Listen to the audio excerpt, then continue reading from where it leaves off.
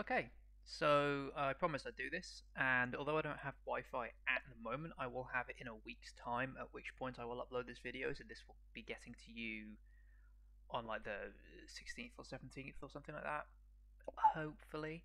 Um, but yeah, I'm going to do a slightly serious, mostly ironic tier list, since those are all the rage these days, get on the fad, of the Henchmen from Evil Genius 1, ahead of the release of Evil Genius 2 sometime in the next 4 months, I'm going to say.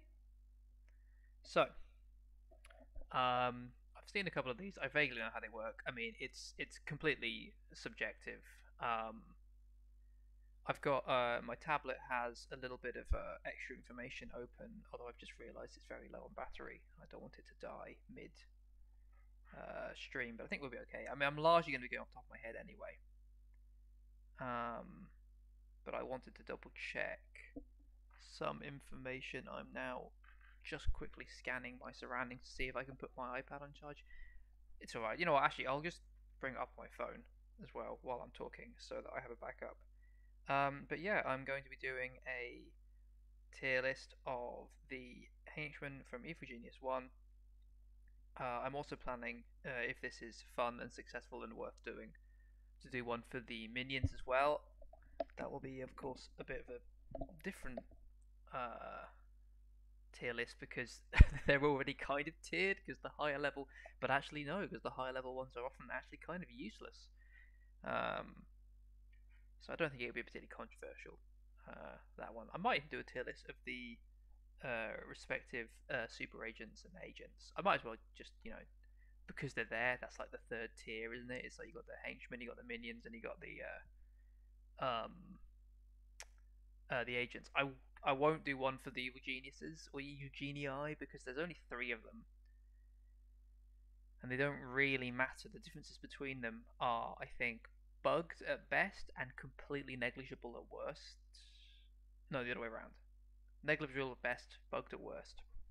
The only real difference between them is the henchmen you start with, and that's where we come back to this. So, I've seen a billion of these videos online, and I've spent a little while tooling around on this thing.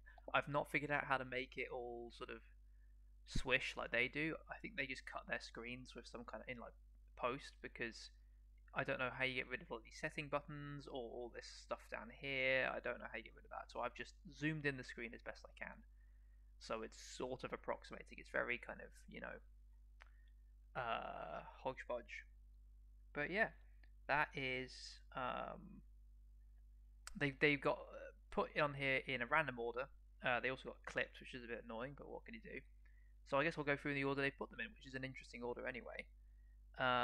Which means we'll be starting with probably the the rarest henchman, one you may not even know is in the game if you've even played it. Colonel Blackheart. So Colonel Blackheart, I won't put him in a tier just yet, but Colonel Blackheart is a bonus henchman. He is effectively DLC from a time when DLC wasn't a thing. Remember, this game came out in like 2004, so you could go onto the Evil Genius website and you could download a thing called the Doomsday Pack or the World Domination Starter Kit. So this is why I have the iPad open, and it gave you like another trap, another henchman, one item, I think, a bunch of like concept art and like random sort of like I don't know what you call it, like party pack filler. But the main thing was the henchman, Colonel Blackheart, and he had a little comic that came with him and a little explanation of his background. Effectively, he is a sort of like he's like Van Pelt from Jumanji or Arthur Quatermain from Victorian literature and League of Extraordinary Gentlemen. He is a big game hunter, and his whole thing, and he's English, and he's all very sort of like jolly good and all that. And his big thing is that he wrestled with a tiger who bit off his leg, and he killed the tiger, and then he ate the tiger and his own leg in sort of like a ritualistic stew. I don't think they gave him any abilities. That's just all I remember about his story, and that's pretty much it. He's just a big bastard of a man who likes to kill things. I believe, and again, this is where my memory fails me because I never really used him, but I believe he's ranged. He has a blunderbuss on his back. It doesn't show it in this clip, but in game, when he walks around, he has like a big old rifle on his back. Excuse me. And so ranged henchmen off the bat. This is something we'll get into as we go through the ranged henchmen are largely. They have actually ups and downs. They're not universally better, but like I would prefer them in a sort of everything else being equal. I would prefer a ranged henchman because a lot of this game is chasing people who are running away from you, and I'll say this again and again over the course of this video. Everyone in the game runs at the same speed, which means you can't catch someone. You cannot catch up. You can only intersect and what's the word I'm looking for? Intersect and cut off. There's a word I'm looking for. Intercept. So he's ranged, which already makes him good. You can get him fairly early on. In fact, I think here's another thing that's interesting about the henchman. So you start with a henchman depending on who your evil genius is, and that's of course if you're Maximilian, you get Jubei. If you're Alexis, you get Eli Barracuda, and if you're Shenyu, you get Lord Kane. The rest of the henchmen, including the henchmen from evil geniuses that you didn't pick, will appear when you reach certain tiers of notoriety, which is the score in the game of how much evil things you've done. So how many missions you've completed, if you've done anything extra like concoct particularly fiendish traps, I think gives you that gives you cash. If you gloat at agents who are captured, but mostly it's completing missions. So it's effectively a score of how much you've completed the game. It's effectively your percentage completing of the game. And they appear at different rungs, and so some henchmen will appear early on. Some henchmen will appear later on. Colonel Blackheart appears in almost every rung. I think because of his nature as a bonus henchman, he wasn't originally calculated into the sort of like when you get access to him, so they just made you able to pick him at any point. Another interesting thing is that it's not cumulative. So, for example, Red Ivan appears in the first rung, but the next rung after him is a rung that only contains Lord Kane, Jubei, and Eli Barracuda. So if you already had Eli Barracuda, you get to pick between Jubei and Lord Kane, because these three are seen in the game as special henchmen, and so like they get their own. By the end of the game, you will have all three, because necessarily they are, unless you pick, of course, Colonel Blackheart, because now he also appears in their rung, but that's not important. Other henchmen such as Mesmero will appear way later, and I think only in one rung. So like if you don't pick him when he shows up, I'm not clear if you lose him or not. And the reason I'm not clear is because he happened so late in the game that by that point I'm not really paying attention, and I might even complete the game without even reaching him, never mind going past him. So I can't say for absolute sure. But the point is, Colonel Blackheart is available at every tier. He has he is, if you could divide henchmen into world map henchmen and base henchmen, which I wouldn't do anyway for a reason I'll get into in a minute, but if you could, as in ones that are more useful on the world map doing things for you, and ones that are more useful as like, you know,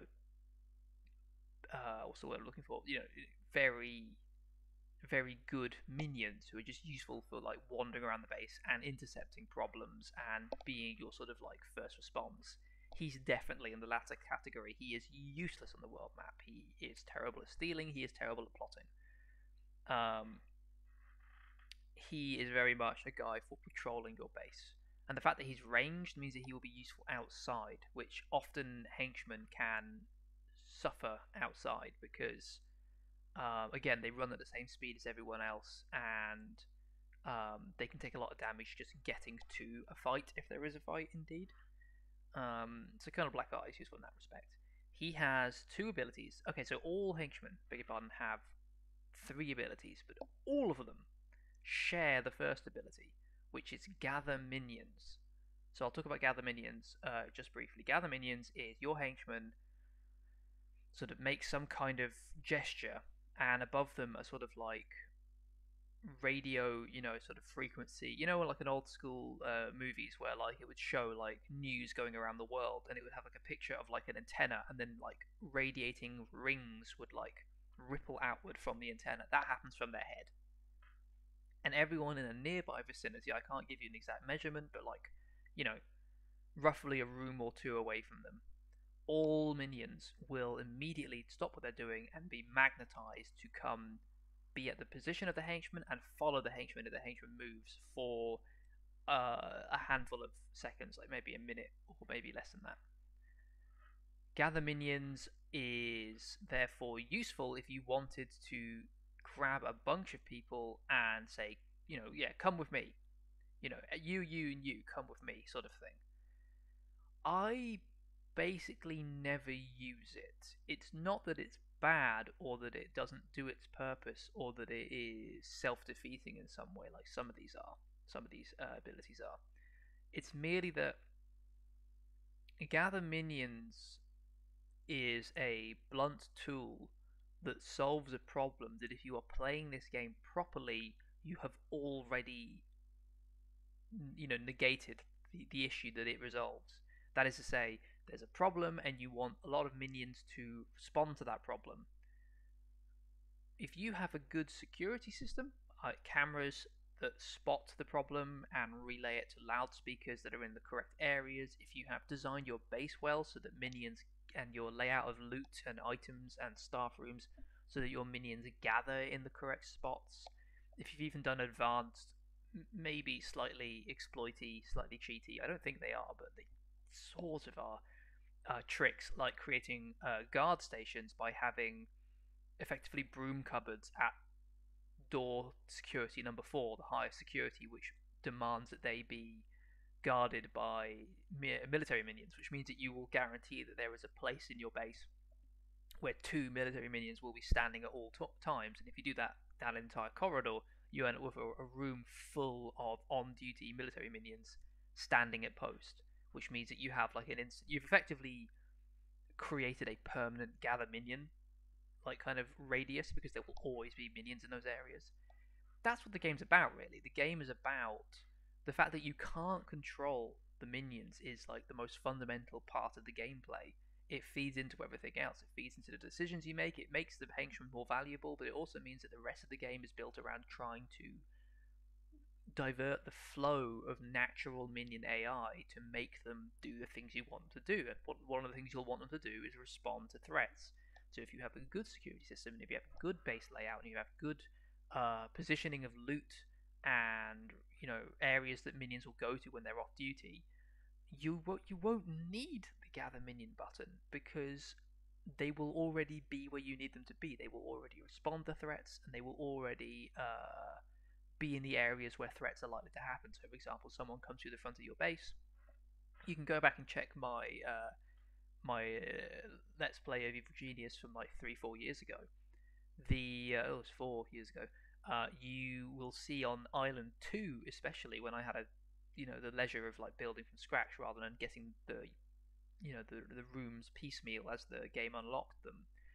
You will see that I created a singular entry point that was a long corridor guarded by several of those exploity watchtower sort of tier 4 doors, and then it led into a vast open plan sort of shopping mall where all of the big loot was, and all of the mess halls, uh, the bunkers, what's the word I'm looking for? Bunk beds, barracks.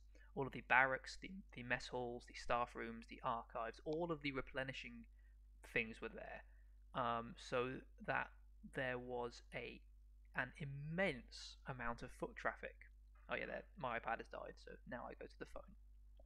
There was an immense amount of foot traffic, and the result of that was that if anyone ever broke through or was trying to break through, I could have any number of any type of minion respond. If I said weaken, a billion spin doctors and valets would react immediately, and they would be one room away from the corridor where I would have tagged them. If they were security minions, then not only do another feature of tier 4 doors, you can go see this several times in the playthrough, If an agent tries to inspect or break through that door, they are automatically tagged for capture, and that means that the two minions either side of that door immediately attack them. And it also means if you've built several in a row, all the other minions will immediately attack them. Another function, of course, I forgot to mention, is that henchmen as well count as military minions for the purposes of tier 4 doors, which means that this is also an area of the base where your henchmen will congregate because one of their on-duty jobs will be to stand at tier 4 doors, which means that that room will have a panoply of henchmen as well as military minions.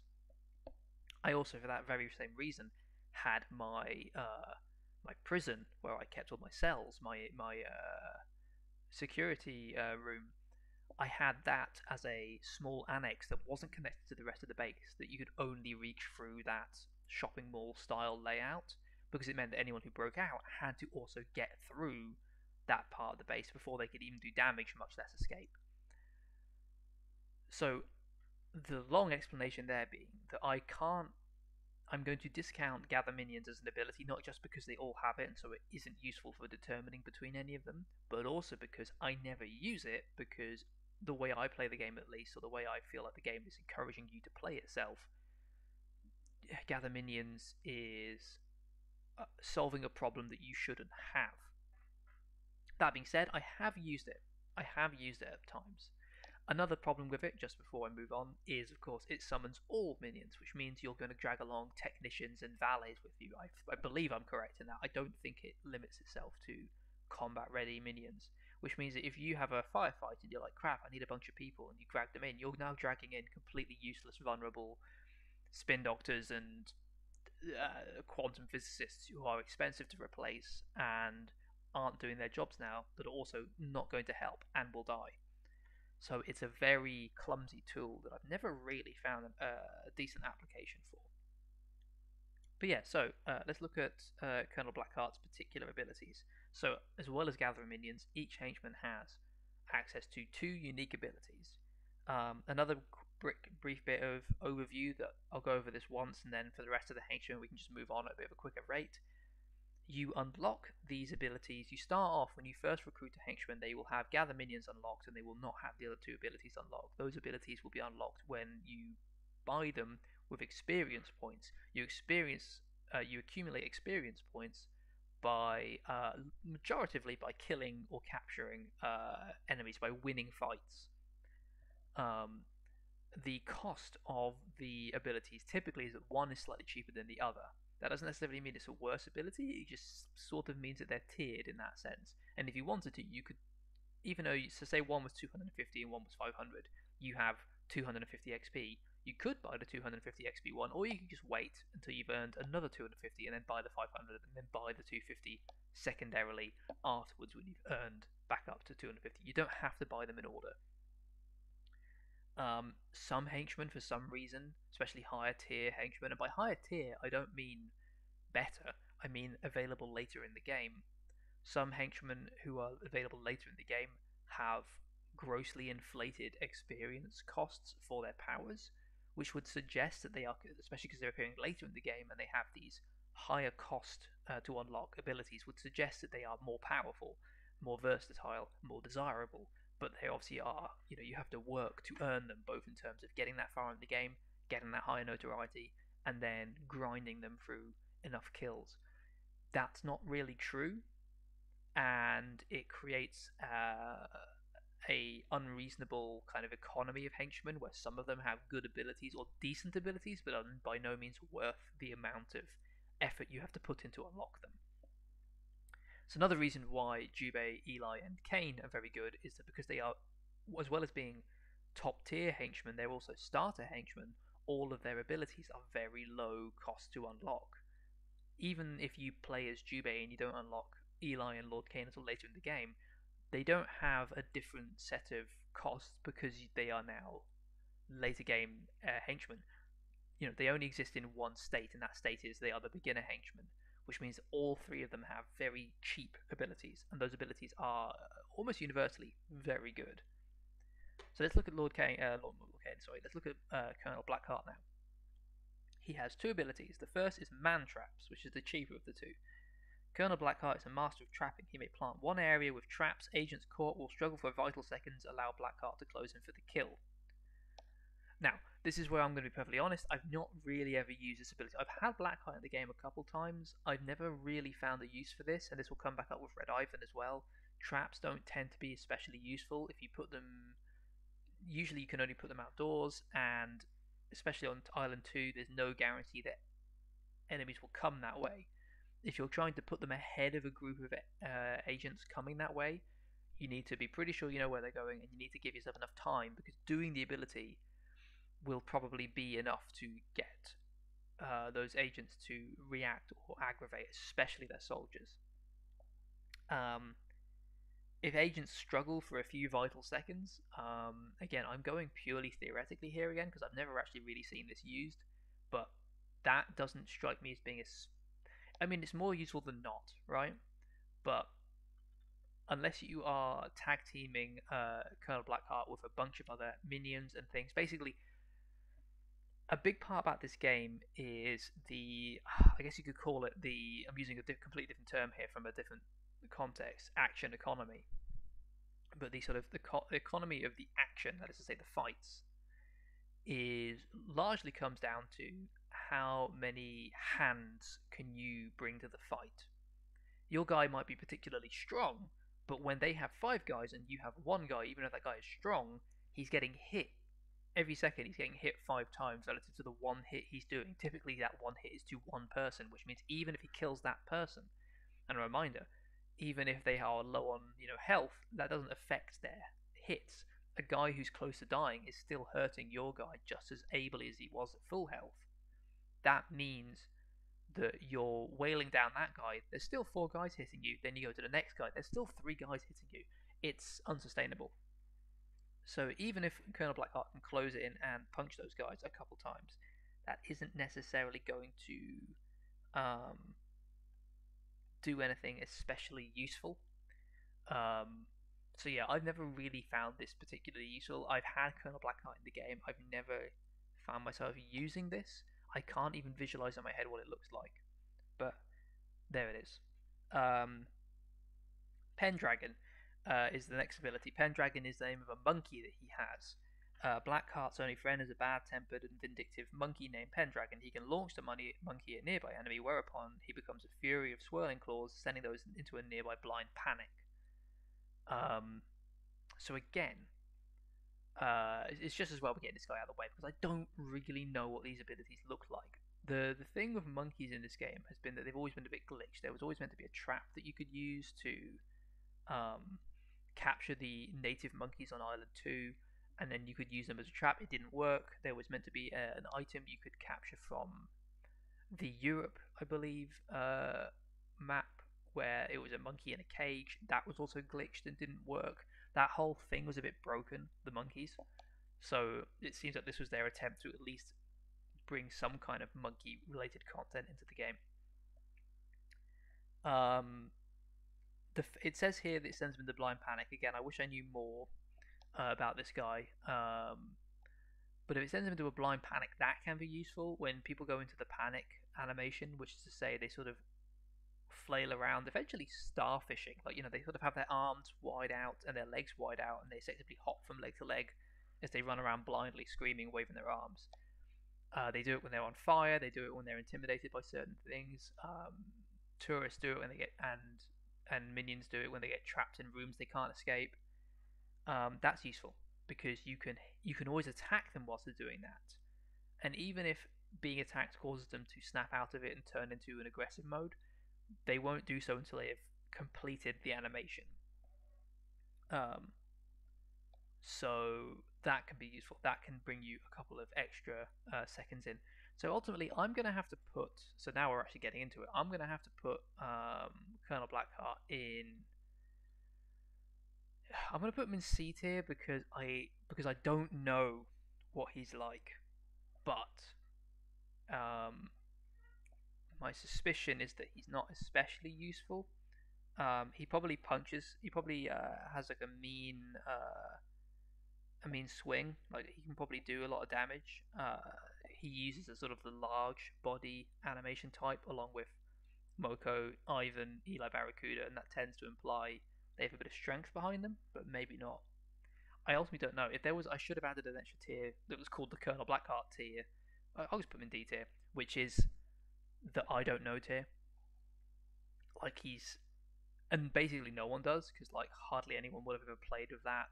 I believe if you get the Steam edition now, he's not in there. You can add him in, but you have to know to add him in.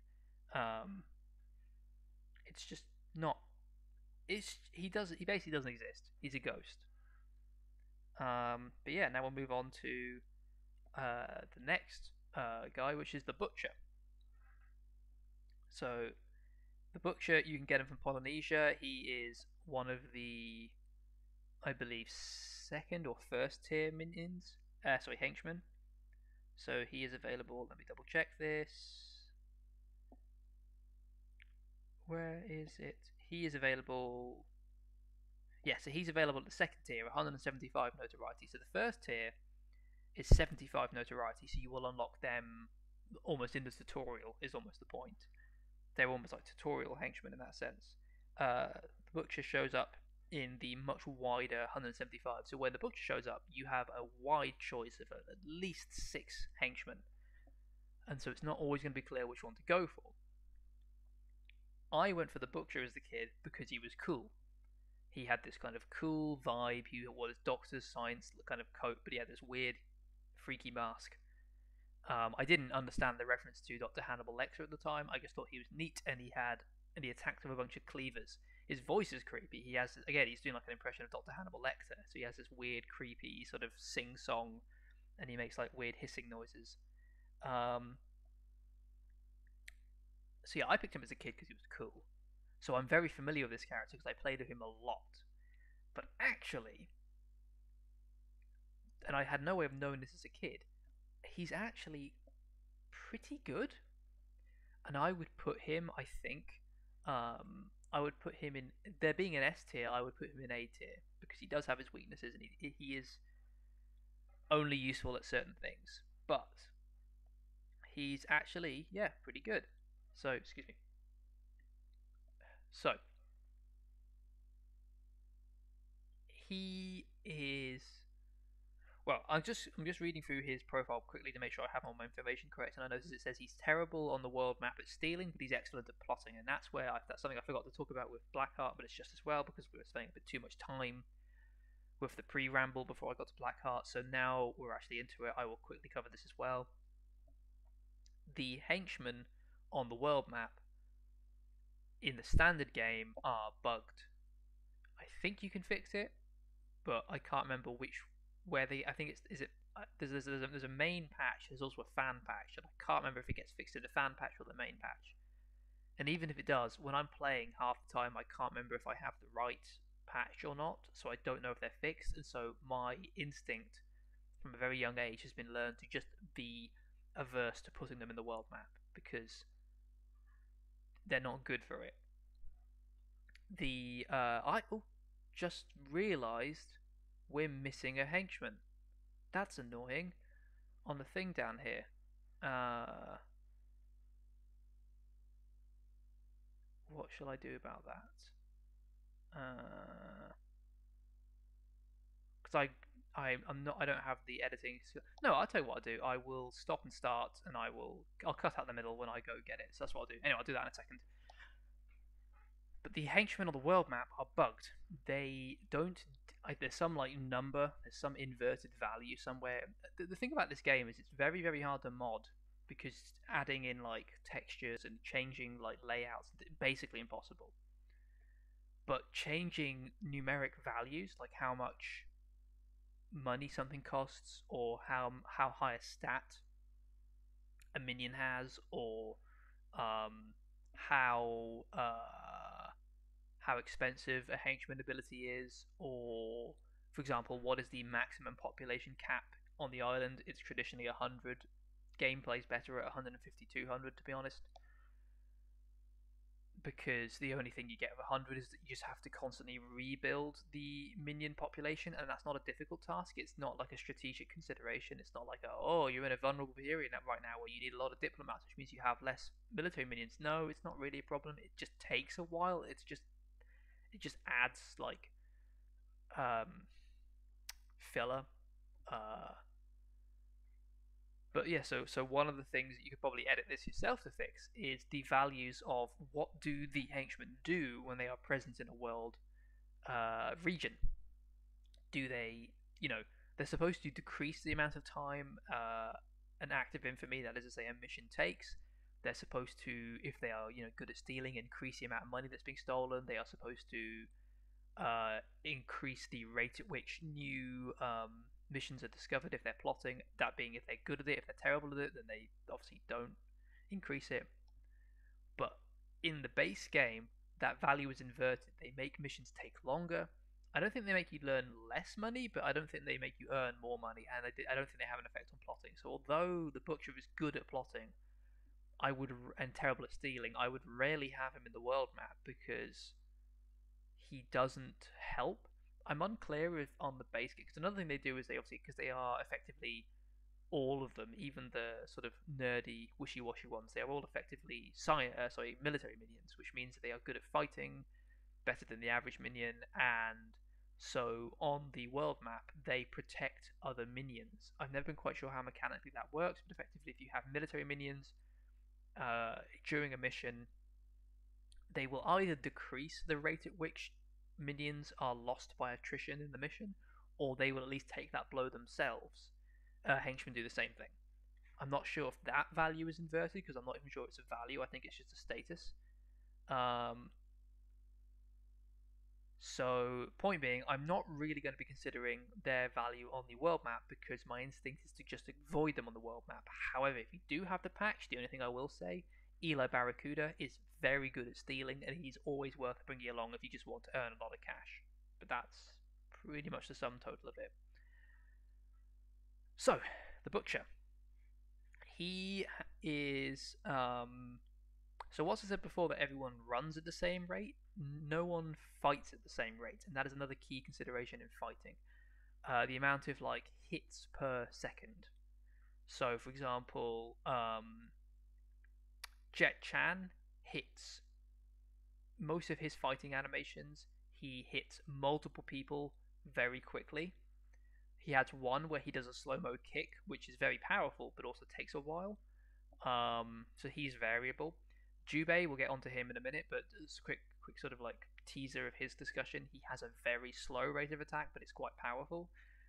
Butcher has I guess it's probably weak relative to how many hits he takes, but he hits so blindingly fast. He has two cleavers, and he just goes like, rat-a-tat-tat-tat-tat, just sort of like flailing them like a madman, because he is a madman. So he can do a lot of burst damage effectively. It's not really part of the game. It's not really how you talk about it, but like it's a consideration. If he gets up and close with someone, he can hit them a lot in short succession, and that can be very useful, especially when you're chasing people. Because as I said before, everyone runs at the same speed on this game, which means the only way to do damage to someone is to intercept them. So if they're trying to run away and you are in their path, or you're in a position where you can move to be in their path, minions will do that. But obviously they will make contact with the person running away. They will do an attack animation, and by the time their animation is complete, even though they have done the damage, they will now be behind because the person will carry on running. It's not like other games where a big attack makes you sticky. They will run past, they will take the damage, but they will continue on their escape, which means by the time your minion or henchman is done with their animation, the escapee will be away again, and your person will then join the hunt, but they won't catch up because they're running at the same speed. So Butcher's good for that because he can do a lot of damage very quickly with his one attack animation, whereas other people will like do one punch and that's their animation. He is of course close combat, which means he's not going to be getting into gunfights particularly easy because he has to run the gauntlet between your lines and the enemy lines, and he will get shot a bunch in that time. He's not especially durable. However, he has two abilities, and one of them sort of works for this. So his first ability, the more expensive one, is Facade of Normality. Effectively, the Butcher pretends in some way to be completely harmless. The way this is represented in game is he goes from walking and running menacingly to sort of prancing gaily, sort of doing like a hop, skip, and a jump way of running. Like he frolics for the duration of the ability. And the way it's meant to be is that enemies will no longer identify him as an enemy. So he could get right up close to them before attacking them, thereby completely negating the firefight gauntlet issue that most close combat henchmen have. The issue with, and this is an issue with the game in general, is sometimes abilities that rely on changing like behaviors, anything that isn't just raw damage, that isn't just a numeric addition or subtraction, sometimes don't work, or they don't work 100% of the time. And sometimes that's because there's like a hidden value in the game where the ability is compared against one of the agent's stats. So a lot of abilities, for example, rely on agents having low smarts. This is the true same of traps. Agents that have low attention or low smarts are more likely to trigger traps because they are, the fiction being they're not noticing the pressure plate or whatever. Whereas agents with high smarts and attention won't trigger the trap because they notice and bypass. And so it means that low level agents which have naturally lower smarts, but also high level agents who've had their smarts weakened, perhaps by, again, an unlucky trap or social minions or some other circumstance, means that they are now vulnerable, whereas before they were maybe invulnerable. There's a similar thing with some abilities henchmen have, where like the success of the ability is conditional on the stat of the target. I'm unclear if it's just a simple value, like, somewhere in the code it says if smarts is higher than 70, this fails, or whether it's, I guess, a bit like D&D, there's like a random roll with the stat included, because sometimes you'll do this ability or any other ability that relies on affecting behaviors on, like, say for example, a squad of 5 agents, and 4 of the agents will go along with it and one of the agents won't react. And I've never, because there's so many variables there and you can't see the code, it's not clear whether that's because that agent was slightly outside of the invisible range of the ability when it triggered. That agent was distracted. Usually they are in the mid animation, which means that because they're busy doing something else, they're effectively deaf, blind, and mute to the rest of the world until they finish their animation, which means that they missed the second where the thing triggered.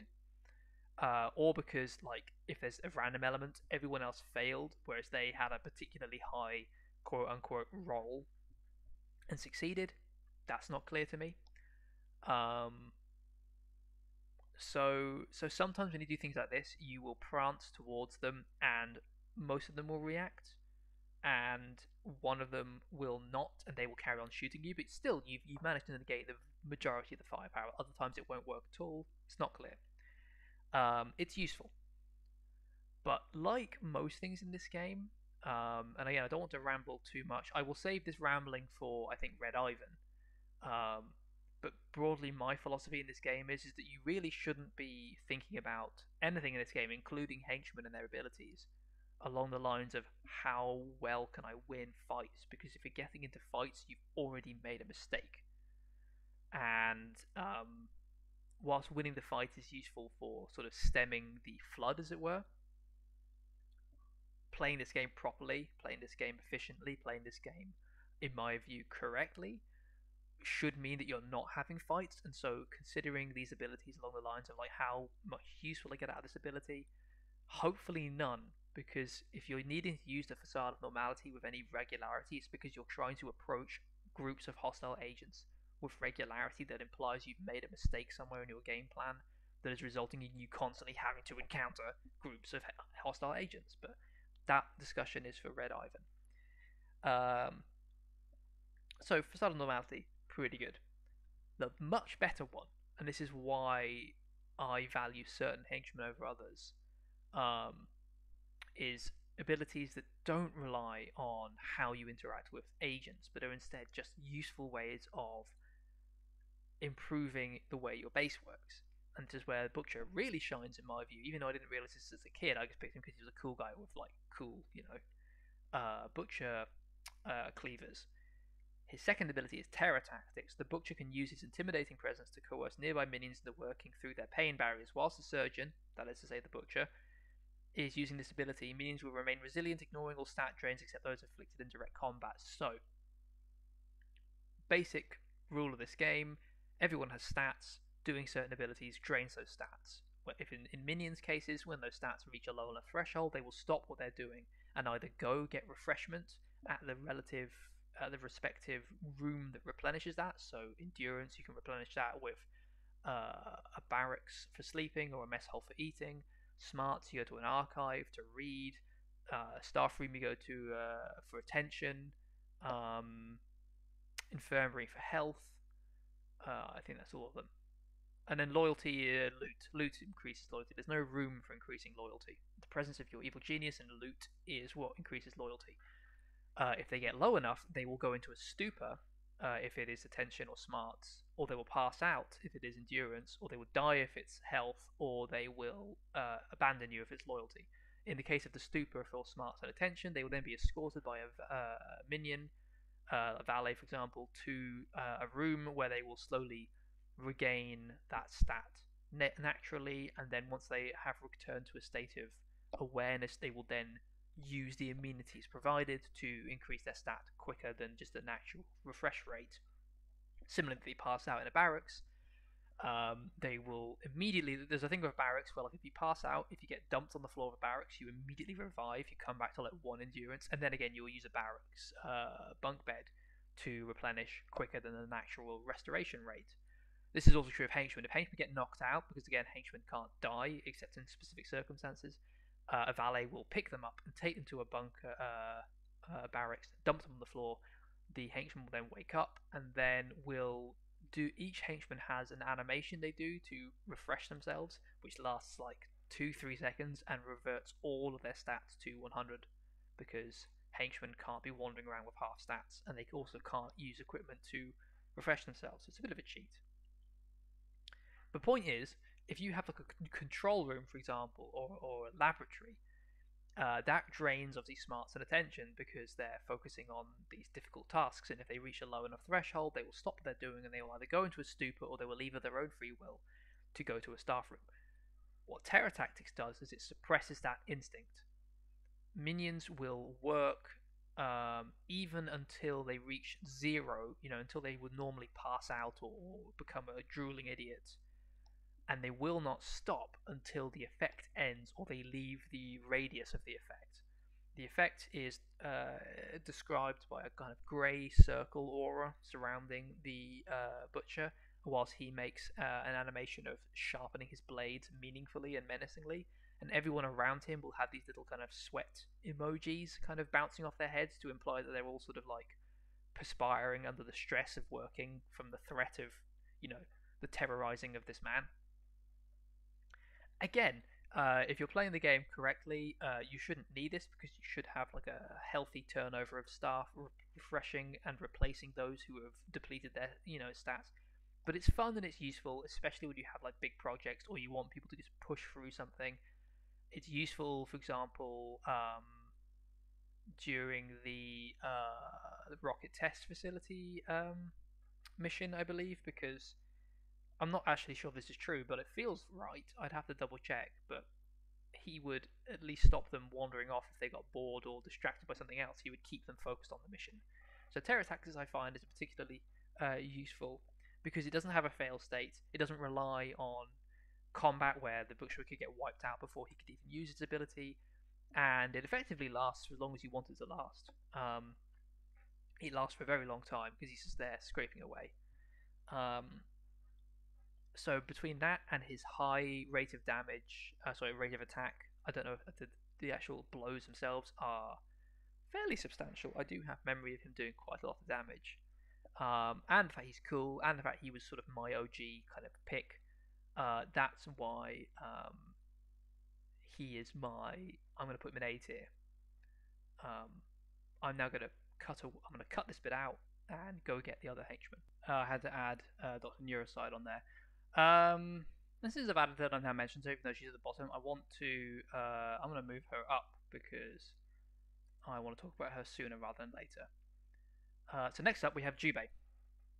So there's another condition with Jubei that we'll also get with Eli and Lord Kane, which is not just like are they good and what do they blah blah blah, but also because you can start with them, are they worth starting with? Like because the difference between the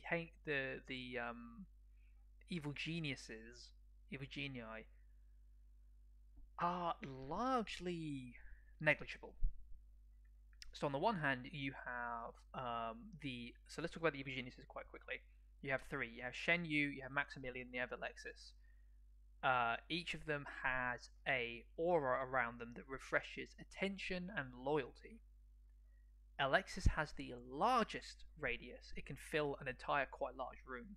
Shen Yu has the smallest. You have to be standing quite close to him. However, and Maximilian has the medium sized. However, the size of the circle, the size of the aura is inversely proportional to the strength of its refreshing abilities. Alexis has a very large aura, but refreshes slower relative to Shen Yu. It has a small one, but it refreshes quite powerfully. So Shen Yu can stand next to someone and refresh them quite quickly.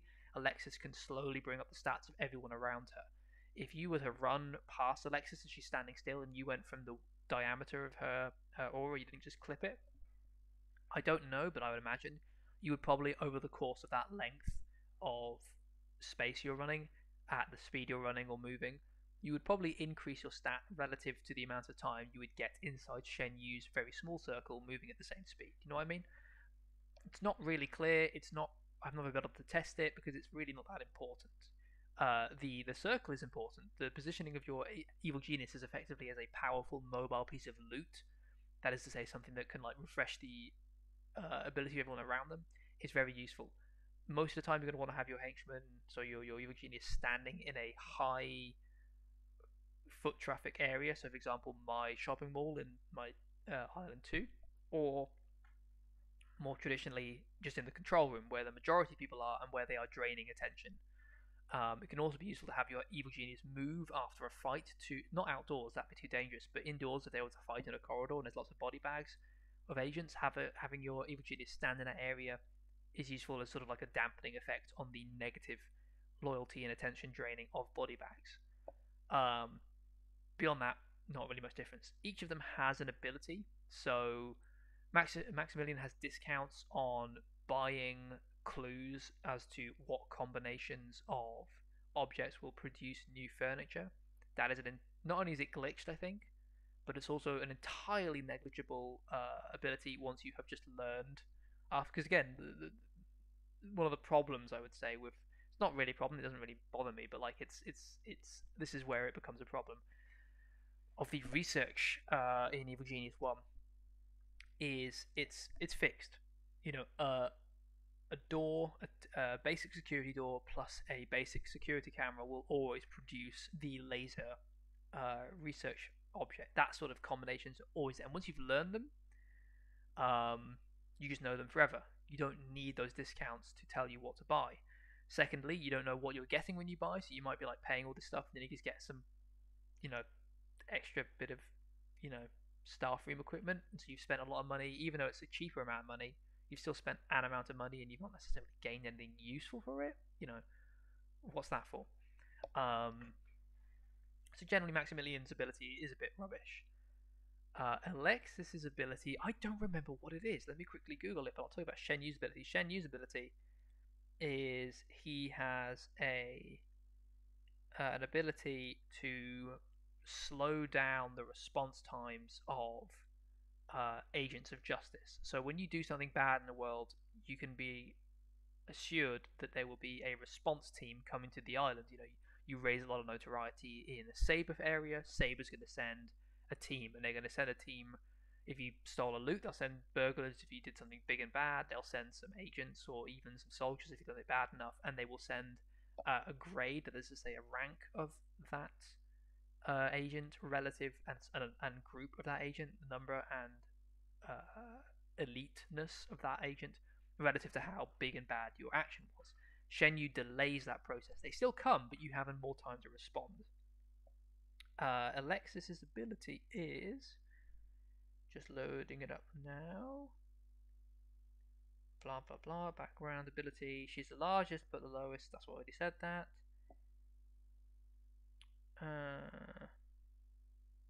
Oh, okay. So Alexis's other ability is she just has a passive ability that slows the decay of loyalty in all her minions. So objectively, Alexis is actually the best ability because it's always useful, and it's always active, and it's a genuinely useful thing. Maximilian's is probably the worst. Shenyu's is negligible, I believe.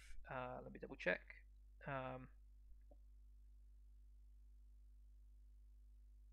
Aha, yes, also they spend less time on the island. So not only do they take a while getting to the island, but agents also will then linger on the island for less time.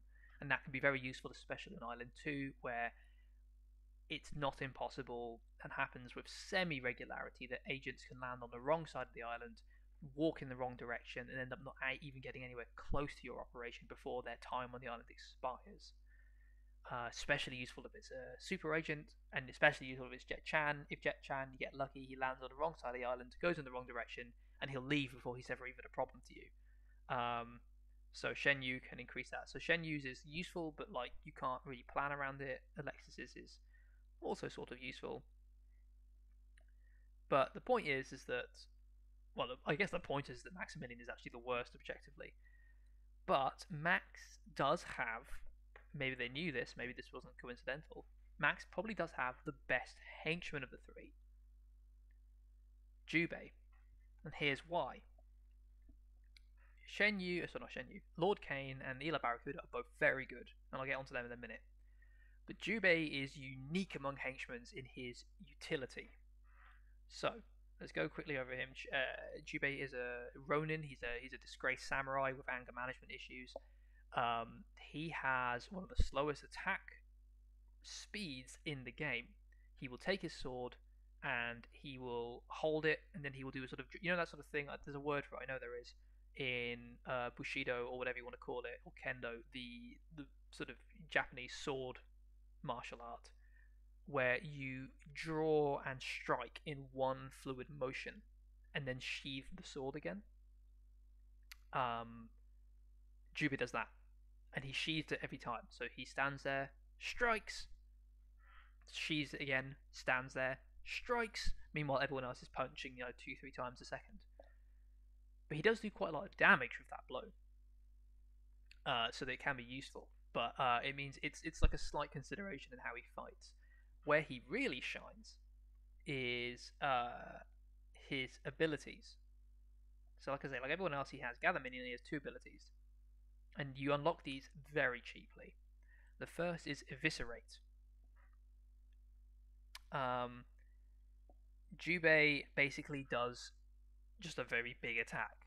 He does the same animation, the sweeping of the sword, but it's, depending on if you're telling them to capture or kill, the sword will glow red or green for health and endurance respectively, and leave a sort of like ribbon-like streak of light trailing in his path, which is kind of cool. If you use the ability from afar and say go over there and use it on him, he will run the entire time gripping his sword with the sword glowing, leaving a kind of stream in his wake. It's a cool visual. And then yeah, he does massive damage. It's just like a big attack button. It's just a sort of, very simple, do lots of damage to this one person. It can often just kill or capture low-level agents in one hit, especially on lower difficulties, and it's very useful against even high-level guys because it's always useful just taking out a chunk of health straight away. But Eviscerate is especially useful when paired with his other ability, which is useful in its own right, Windwalk, which is just a teleport. Jubei can teleport anywhere on the island immediately. Wherever he is, you click Windwalk and you click where you want to go. like a second will pass and he will pop into existence in that location. This is useful for a variety of reasons, but again, like I've said before, a big thing about this game is chasing people. A big part about this game is stopping your minions fleeing if their loyalties reach low enough, or agents fleeing the island if they've seen something they shouldn't and somehow escaped your clutches. That's the big panic moment. That's the especially if they've stolen like an item of loot. Because the big thing about this game is you steal loot, they'll send thieves to try and steal them back. If they succeed, you do not get a chance to you don't get to redo the mission. It's gone. You could conceivably play this game, and if you were especially bad, you could end the game having stolen every item of loot in the game, but having lost all of them, and you end the game with no loot. So if someone's stolen some loot and they're making their way to the exit, oh god, big alert time, panic, panic, everyone to arms. And you can chase them, and everyone can be doing damage to them, but if they're near the exit, there's not that many people in front of them to intercept anymore, and like I say, everyone behind them is going to be chasing them, but not catching up. Jubei can teleport, so you can directly intercept that person. You can teleport him a couple, 100 feet in the direction you know they are heading, and then you can click eviscerate and say go do this. So you're going to do immediate damage, and if they've already been taking blows for everyone they're trying to run past, they should be low enough that will do it. So Jubei is your last line of defense. He's able to take out any one agent or minion in a single blow, and he can do it no matter where he was on the island a minute before because you can teleport him. Those two have probably the greatest synergy of any abilities in the game, especially abilities that one henchman has. Jubei is probably the most perfectly crafted mechanically henchman in the entire game for exactly that reason. So yeah, that's Jubei, and for that reason, I'm going to put him in S tier because he is just fantastic. He never loses relevancy. He's always handy. He is good in the fight, but his sheer utility cannot be replaced by anything. Not even good base design and clever, use of security posts and whatever. If you're very good, you could use a system of outdoor traps and sentry guns. But that requires specific setup, and also those things are vulnerable. They will be attacked by agents, and they are infrastructure, so they can be damaged by any number of random things that happen. Not true of Jubei. Jubei can come in and he can strike and he can leave again. So Jubei's great. Next up is Eli Barracuda. So Eli Barracuda is Alexis's starting agent, and he's the one. Her and Alexis and him are the ones I won the game with the first time when I was a kid. Eli is a ranged henchman, and he is the only ranged henchman of the three starting ones. Lord Cain is also melee. Ranged is especially useful because, again, everyone runs at the same speed, but it doesn't matter if they're still within your range of your gun, you can shoot them. So they can run past you, you shoot them, they keep running, you shoot them again, and eventually they'll get outside of your maximal range, but you can do more damage, and also you can partake in gunfights from a distance, you don't have to close the distance. So that's just generally more useful, so that makes Eli slightly more, not durable in the sense of his health is higher or whatever, although I believe it is, but in the sense of he doesn't have to do a lot of specific things like run down people before he can be useful. So he's not spending a cost of HP trying to become relevant. He has two abilities. Super Headshot, which is effectively eviscerate at range. He does a single very powerful gunshot. It's very useful, it's very powerful, and again, because it's at range, you don't even have the problem Jubei has pre-Windwalk where he can't teleport, or even if you've used Windwalk already, or for whatever reason Windwalk isn't relevant in this situation, Eviscerate, he has to run down the person at the same speed they're running at, whereas Headshot can resolve a lot of situations. It's probably more useful than Eviscerate on its own, but Eviscerate with Windwalk taps out Headshot, so sort of puts him at the same time better and worse than Jubei. His next ability doesn't really have any bearing on anything else, but it's kind of neat, and it was very heavily advertised in the trailers, and it's very kind of distinctive part of the game. Excuse me. Is Ghetto Posse. he basically pulls out a boombox and plays some kind of James Brown style kind of funk, and agents near him will stop what they're doing, shoulder their weapons, and begin dancing along, holding their hips and clicking their fingers to the beat, and they will follow him. He effectively Pied Pipers them. This ability is probably going to have the same issues I've described before, where the range might be a little bit skewy. It might depend on if someone's doing an ability, an action, an animation. If they have high loyalty, it fails. So that's a problem, because this is a problem we'll revisit with Montezuma and the Great Mesmero. High loyalty stopping abilities is a problem, because loyalty is the hardest to damage, the least useful or worthwhile damaging, and also the one that agents are likely to have the highest stat of, which means effectively that it's useful on low tier minion agents, but not really useful on high tier. I believe whilst they are locked in the dance, they will not respond to aggression, so you can continue to mow them down. I think that's true, so it gives you a chance to get a free hit in, and if that's true, then it's probably more useful than, for example, Blackheart's man traps, because it lasts longer. That much I'm sure of. You can also use it to lead them out of the base. I think that was the original intention, is because he'll like dance and they'll follow him, and he can walk out of the base and they'll walk out of the base as well. And then even if they have more time to spend on the island, they now have to start again at scratch because all the doors have relocked behind them. This doesn't work if they've seen stuff. I mean, it works, but it wouldn't be a wise course of action, because you are effectively leading them outside base, where they can now leave at their own leisure with the intel they've gathered.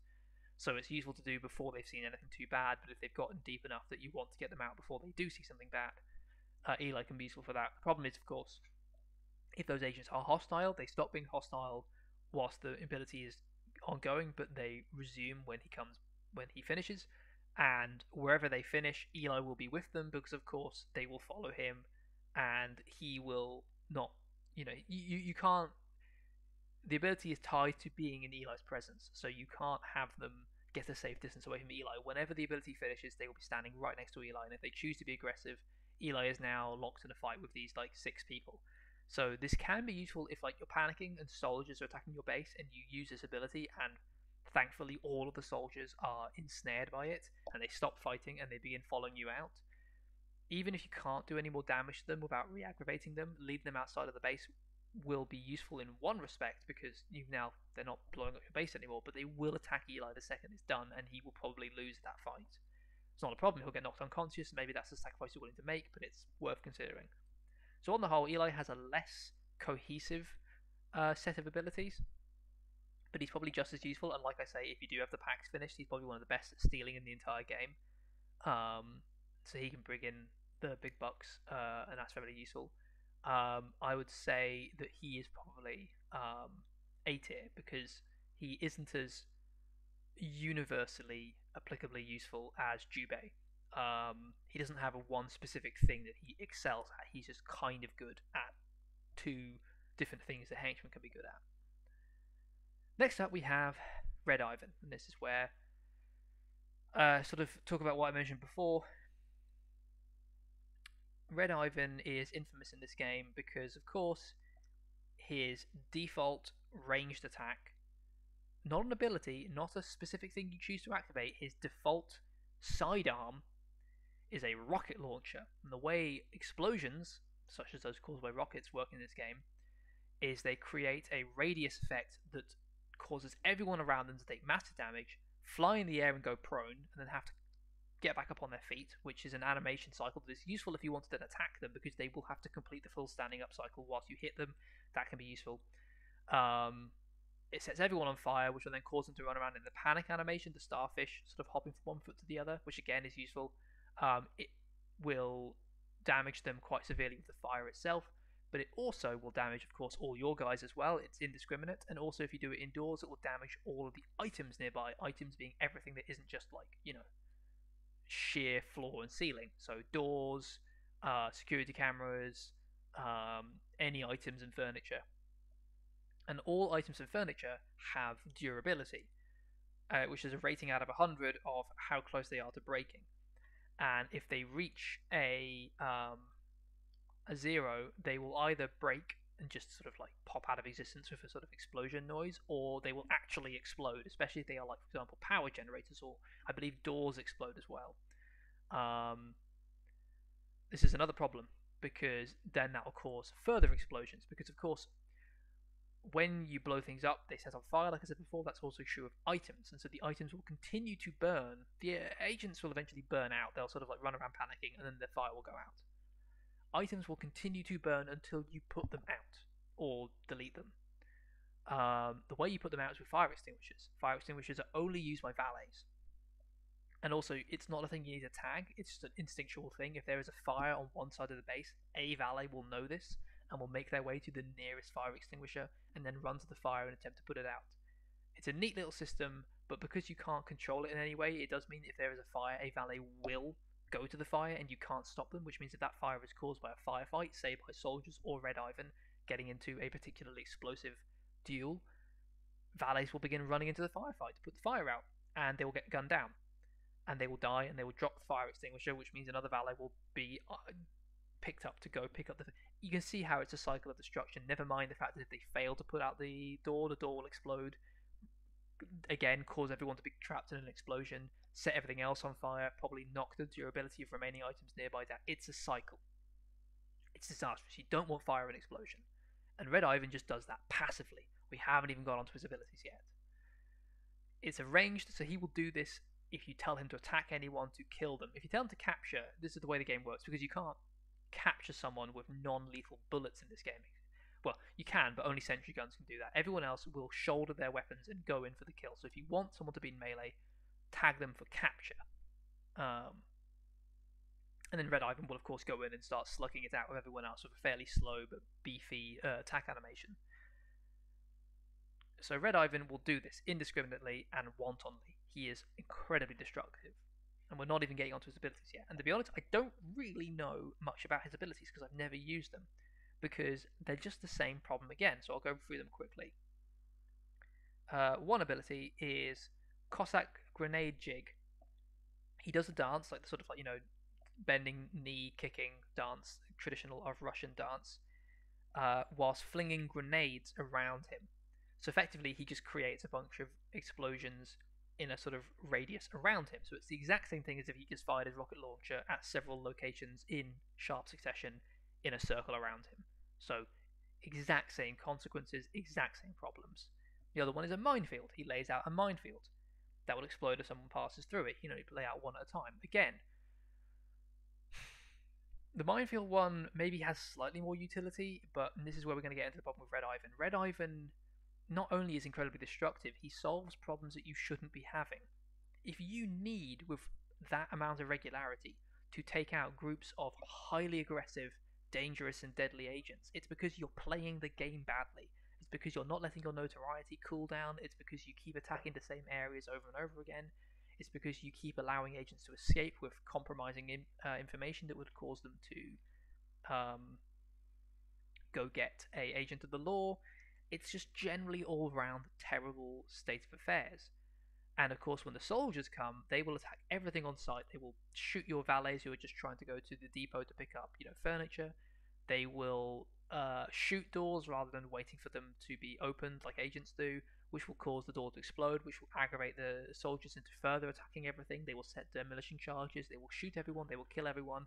And and also the fact that even though they start the fights, if you fire back, because they are under attack, that counts as compromising information, i.e. heat, on your organization. And if you allow even one of them to escape, they'll just send even tougher soldiers, because the soldiers come back being like, yeah, you wiped out my squad to a man. They have severe firepower, blah, blah, blah, blah, blah. They'll send more soldiers. And so the cycle keeps repeating. The only way to handle it, really at that point, is at great cost, both to your minions' population and health, and also to the fact that you have to kind of suspend all other activities. You have to basically burn out the infestation of soldiers. You have to make sure that the soldiers die and none of them escape. and that means you have to engage them, that means you have to fight them, and that's maybe where Red Ivan will be useful, but if you've gotten to that point, you've already fucked up. And having Red Ivan around means that you've got one less henchman that you could use for any other number of useful day-to-day things. Red Ivan is a nuclear bomb, and if you're having to use nuclear weapons, it's because you've made egregious mistakes. I don't even know why you'd need to use the Cossack Jig, because he does the same thing for free with his bloody rocket launcher. So Red Ivan for me has lots of people say like, oh, it's the ideal strategy of Red Ivan is to have him but lock him in a room, because of course, like I said before, you can set doors to tier 3 and tier 4 where only the evil genius can pass through them. Henchmen can pass through these, but only if you specifically direct them to. If you say go into this room and the only door there is a tier 3 door, they will go through the tier 3 door. But upon being in that room, if you then leave them alone, they will not leave that room, because the only door out is a tier 3 door and you've not given them explicit permission to go through that door by ordering their location. They will not wander passively through that door, so they will stay in that space. And that's the thing apparently you should do with Red Ivan, and only break him out if you desperately need him with soldiers. Fine, except that means that for 99% of the game, again assuming you're playing the game correctly and not constantly summoning groups of soldiers, you have wasted a slot of your limited henchmen, because Red Ivan will be there doing nothing. Absolutely nothing. And even when you do use him, he will be used in such a specific and pointed way. He has to shoot at a group of aggressive soldiers, or agents I guess, at a distance, ideally outside, without any other agent or minions being engaged with them, because otherwise you'll just kill your minions. Or maybe you're happy with that, that's fine. It's such a specific set of circumstances that it's like, why? Just do not pick this guy. I'm putting him in a hard D tier because, this is my own personal opinion, he's useless at everything except one specific thing he's good at. And the one specific thing he's good at is a flagrant admission that you are playing the game badly, right? I'm trying to think of an example. I guess it would be like,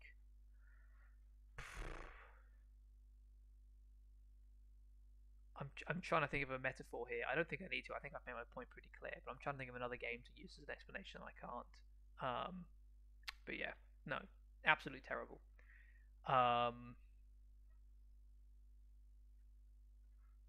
It's Yeah, no. I mean, he's very funny. It's good to see that he's in a new game, and in the new game, he can use his rocket launcher as an ability, which is great because it sort of is a nod to this old bit of the game. It means that you can use that ability if you need to, but you don't just have him accidentally do it because he happened to see an agent he needs to attack and he happened to be at the correct range where he could whip out his rocket launcher. That is very good to see. It does remind me there is a mod. Again, like I say, modding is very difficult and therefore very limited in these games. However, there is a mod where someone had swapped the American super agent, the Patriot super agent Dirk Masters, the sort of Rambo style guy, who uses dual wielding, I think they're called M60s, the sort of Vietnam era light machine gun. And so he lays out like a blistering rate of fire. Someone swapped Red Ivan and Dirk Master's weapons. So Red Ivan used two machine guns, and Dirk Masters used a rocket launcher. And that made more sense thematically because that meant that Red Ivan was more useful and he could still lay out a blistering amount of damage. But of course, bullets are not friendly fire and they don't cause area damage. But also, Dirk Masters now becomes an even more terrifying prospect because he can wander into the base and just blow up entire rooms of your base with a rocket launcher. It's terrifying to consider. I've never used it. I think it's a very good solution if you desperately wanted to make Red Ivan more useful. Maybe comes at the cost of making Dirk Masters Rambo too powerful, too terrifying to even contemplate, but it's a fun idea. Next up is Dr. Neuroside, and I'm going to put it straight in S tier, and I'll tell you why. No one gives Dr. Neuroside enough credit, but she is perhaps the most useful of the henchmen, especially relative to her early availability and her cost. And also the fact that again, if you get the thing fixed where like they're useful on the world map, she's the smartest. She's a scientist minion effectively. She's the smartest henchman. She can lower the amount of time missions take, and she can plot better than anyone else. So if you can get that there, that's good. She's not very good at fighting. She's melee and she runs in and she sort of punches and kicks. She does a amount of damage. You know, she's a henchman. She still can hold her own. But you know, that's it. Where she shines is her abilities, and her abilities are phenomenal. She has two. She has, I'm going to try and pronounce this, poisonous parfum per or she has poisonous perfume, and she has hallucinogen powder. I'll deal with them in reverse order because one of them is a bit more complicated than the other to explain its functionality. The hallucinogen powder is very useful. What does a hallucinogen powder do? She basically sprays it, and then anything in the radius, and again, it's a nebulously defined radius. It doesn't show you what the limits are, but it's sort of everything around her will become color coded in this sort of like blue purple swirling kind of color scheme, and a ring of dancing blue purple elephants will dance around it, like you know, sort of like some kind of like old school 1920s, you know, don't drink sort of Disney animation. Any item, and items in this case includes loot and body bags, any item that is enshrouded in this radius becomes immune to suspicion and notice. Agents will walk right past them. So body bags, they don't look at them. They hallucinate that they're not there, I guess is the fiction. Things like that. This, you can already imagine, this is phenomenally useful as cleanup in the wake of a particularly disastrous fight outdoors where anyone could find the bodies before your minions have enough time to sort of come back and pick them up. It's also useful in a pinch if you just want to sort of make things not. I believe that stops the body bags causing loyalty and attention drain on your minions for the duration of the ability. There's also there's a sort of like mini objective side quest to collect the pieces of a totem pole that creates an incredibly powerful piece of loot. But before they are assembled, each individual constituent part of the totem pole has a negative effect, like a body bag, on various abilities to your various minions nearby. The correct solution is to just put them in the freezer because freezers negates auras, but the hallucinogen powder would also work in a pinch if you really wanted to do that. You don't need to, but you could. So yeah, the body bags already makes this ability incredibly useful for so many situations because try as you might, you will end up with body bags somewhere where you don't want it to be body bags before you can clean them up. However, there's one other very specific use that I have always found to be worth the price of admission alone. You can research in this game sentry guns. You can place them outside. They have a very narrow but long-ranged cone of influence, whereby if any agent with the capture or kill tag enters that area, the sentry gun will activate and will shoot them, either with rubber or real bullets to knock them out or kill them respectively. It's pretty useful, right? Especially if you have them pointed towards your base entrance, if you just want to take someone out or weaken them, or someone's escaping and you have it pointed down the sort of corridor they need to flee down. All's good. Except, sentry guns are very visible. They are literally just a giant machine gun on a tripod. Like, it's not even trying to hide itself. It's just there in the middle of the open space. Outdoors. It has to be outdoors. Outdoors. For anyone to come across, big old machine gun on your resort island. What's that doing there? It will cause tourists to panic if they get even so much as a sniff of it. It will cause any agent worth their salt to notice.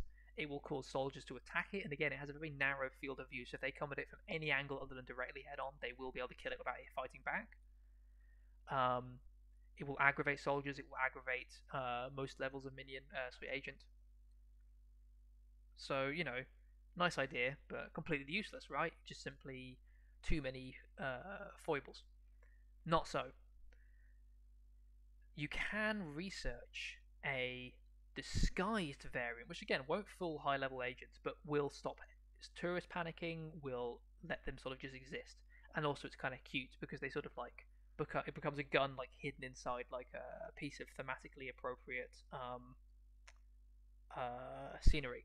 It's good fun. On the second island, it's a totem pole, like a sort of like a tiki mask head that opens up and like a gun comes out the mouth. It's great. The problem with the way research works in this game, like I say, it requires the addition of and combination of relevant items of the relevant research tools.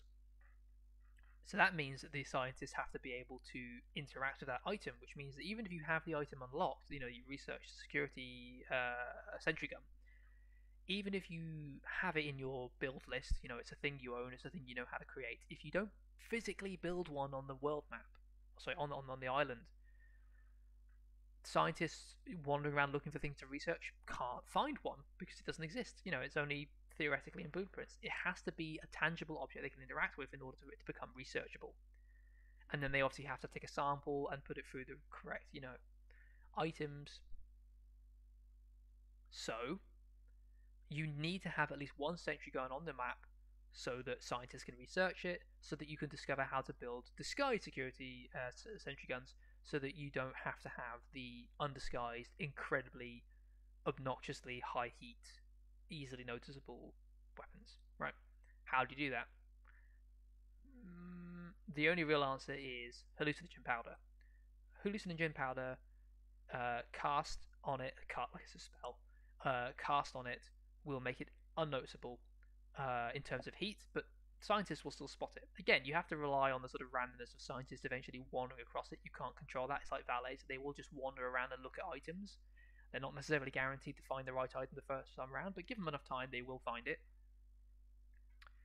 And yeah, so through that alone, Dr. Neuroside becomes worth her salt because she's basically the only path in the game for you to unlock disguised security cameras and security cameras as well, and sentry guns, without there being a great cost in human life and heat.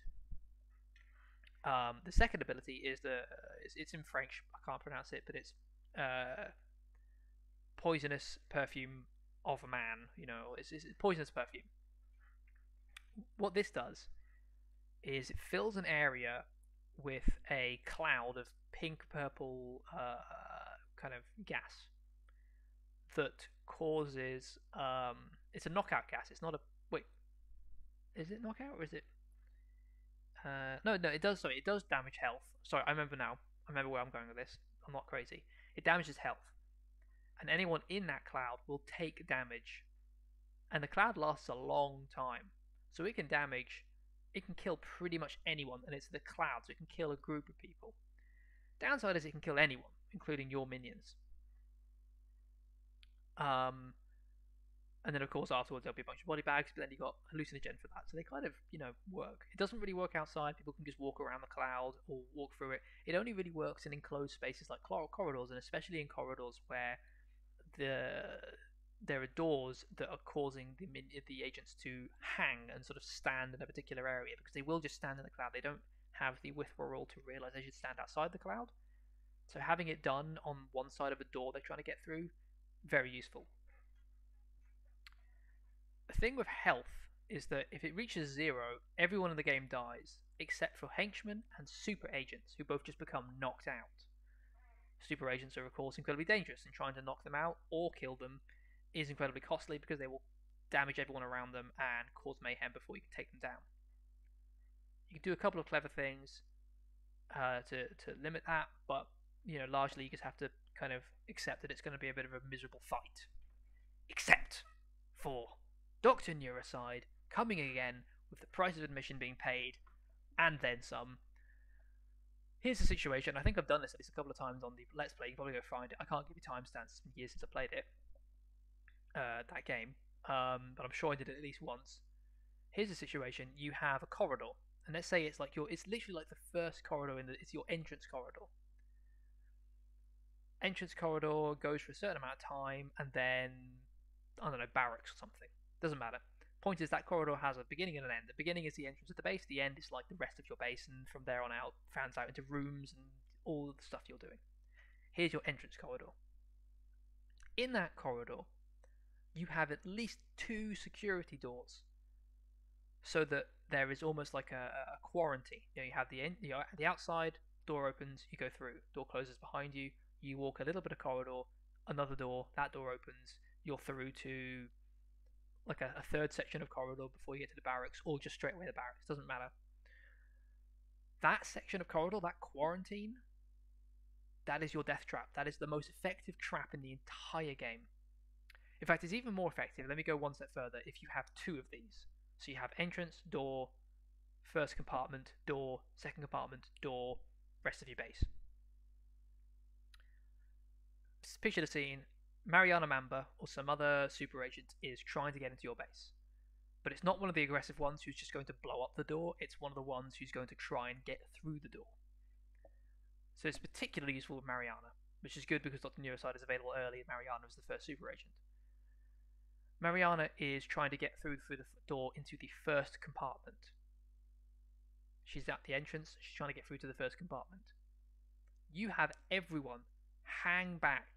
You put all those doors on tier 3 or whatever, and then you dictate Dr. Neuroside to go through and stand in the second compartment. Mariana gets through to the first compartment, so she's there at that door. This is your time. She's getting through that first compartment. That's your time to get Dr. Neuroside in place. Mariana breaks through into the second compartment. The second she does, or in fact, you even just let the door open for her, but you turn the door security down to 1. You activate the poison. Dr. Neuroside does a little effect, and make sure she's standing right by the doors to the rest of the base, right? As far away as possible from Mariana. Then run back through that door once the animation is complete and the poison effect is, activated, and seal that door behind you. Put it on tier 3, tier 4, right? Mariana is now in the second compartment. She will ignore the gas, because the gas does not cause them to panic, it does not cause them to become hostile, it's just a native effect that they're not even aware of.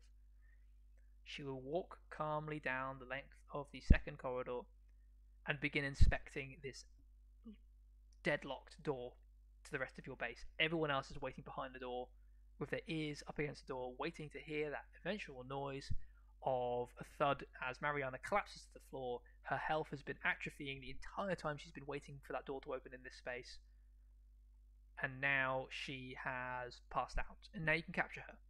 Didn't need it. Not a blow was struck. You have knocked out a super agent with nary a strike. This also works on, for example, soldiers and large groups of agents. The more aggressive the agent, the more likely they are to just sort of try and blow up doors. The less effective it is because you have less time for it to work, but it's still worth doing. So Dr. Neuroside has incredible utility. And again, those abilities, even though they sort of interact with agents, they don't rely on modulating behavior or anything that might fail. They just affect what they do. They just make this thing not noticeable and they make this thing hurt them. It doesn't have a chance to fail. Let me double check that. Maybe it does. That is to say, the hallucinogen might fail. Yes.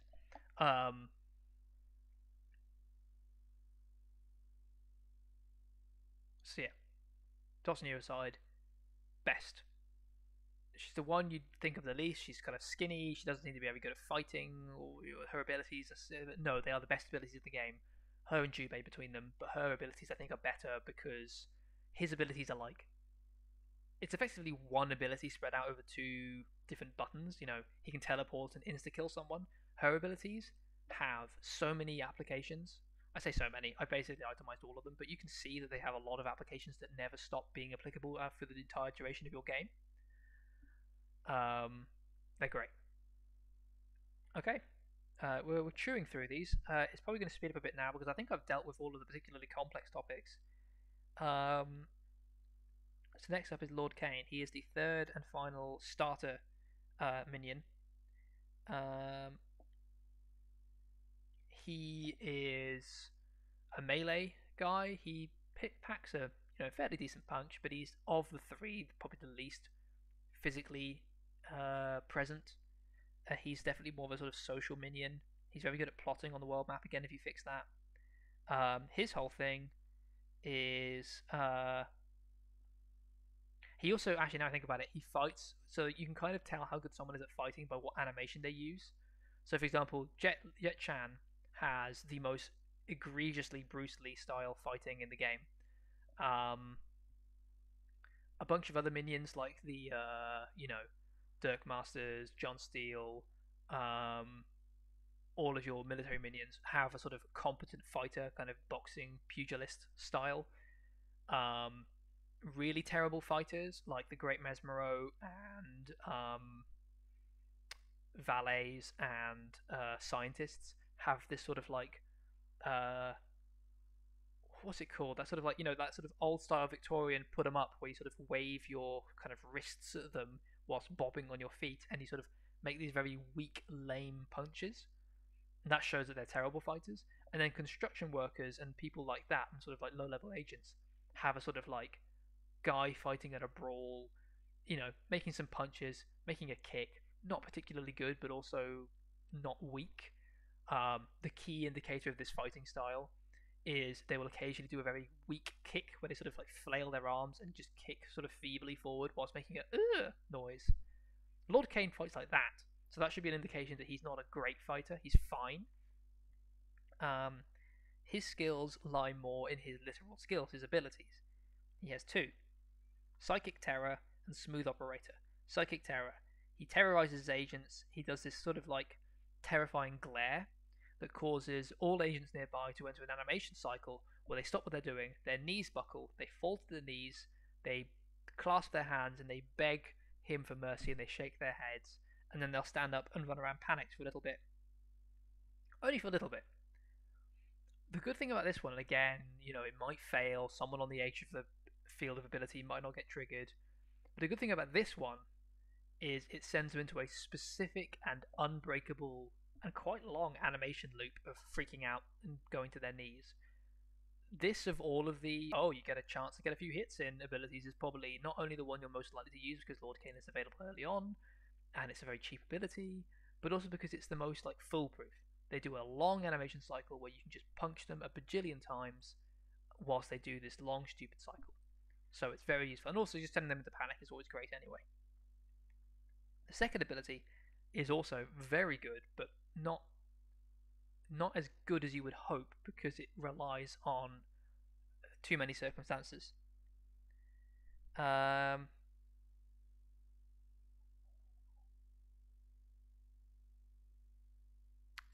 Smooth Operator, he uses his like sort of manipulation skills and his charming. He turns on the charm, and he'll like take the agent in a sort of like around the shoulder and sort of like point at something and sort of like imply that they're together in this together. Do some sort of like, hey, you and me, we're not so different sort of animation. And what it does is it completely wipes an agent's effective memory of having seen anything incriminating. He basically smooths over things and explains that what they saw was not what they thought they saw. It was actually like it was completely legitimate and explainable. This is very useful because if someone has obviously seen something bad and they're getting away and you can somehow pin them with this, they will, you know, then leave with no memory of having seen bad things, and that's great. Oh, I just realised this is showing. That's annoying. Sorry. There's an issue with it, and I'm not sure if it's intentional or if it's a bit of an exploit. When you use it on someone, that person will wait for Kane to get there. So, for example, when I said before, when like Jubei uses Eviscerating Strike and he's half a mile away and he's not got his Wind Walk ability, that person will carry on doing their own business. They'll carry on running, shooting, running away, escaping, whatever the hell they were doing. They won't stop and wait to be hit by Jubei. Same with the headshot. Same with I think that's all of the specific abilities. Pendragon, I guess. I don't know. Colonel Blackheart. But with Smooth Operator, if Lord Kane is on the other side of the island and I target this person, that person will stop what they're doing and stand there until Lord Kane gets there. And that obviously is open to a bit of exploit, because picture the scene: you're fighting Jet Chan. He is incredibly dangerous. He's killing everyone around you. Lord Kane is miles away, and you click him and tell him to smooth operate on Jet Chan. Jet Chan suddenly stops fighting, and he stands there passively, getting wailed on by all of your minions until Lord Kane arrives, or until he reaches 0 health or endurance, at which point he collapses and can be captured. It's a little bit of an exploit. It's almost effective to say as the skill exploit, where you keep double clicking on escaping uh, uh, um, minions who are abandoning you because of loyalty, and they will stop and do the salute animation, which they always do when you double click on them, which means that they will stop in place and allow your minions to catch up. It's a bit of an exploit. That one's objectively an exploit. This one I feel is a bit of an exploit. Um, but if you're happy to use it, it makes it one of the most broken powers in the game because you could freeze Jet-Chan or any other super agent in the middle of their maelstrom of death in place, and depending on how far away Lord Kane is, they have absolutely no chance of responding, and you can take them out in a single hit. It feels a little cheaty to me. Um, on the whole, I would probably put Lord Kane at A tier because again, his abilities are great. They don't synchronize particularly well. He's useful at controlling agents in a way the other two aren't. But he's also he's kind of useless at everything else. He's probably one of those things where like if you know how to use him, he's probably a bit he's a bit harder to use right. The other two have objectively obvious kill this guy abilities.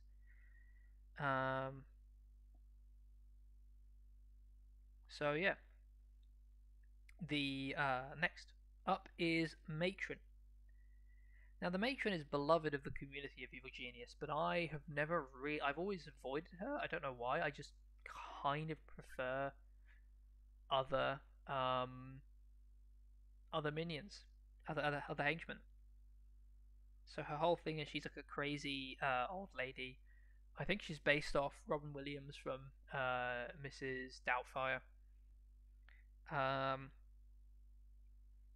she her arm that she's missing has been replaced with a flail. So when she attacks, she uses a flail, which is kind of crazy. Um, she I'm trying to just double check here. I don't think she's especially. She's not. She's okay on the world map.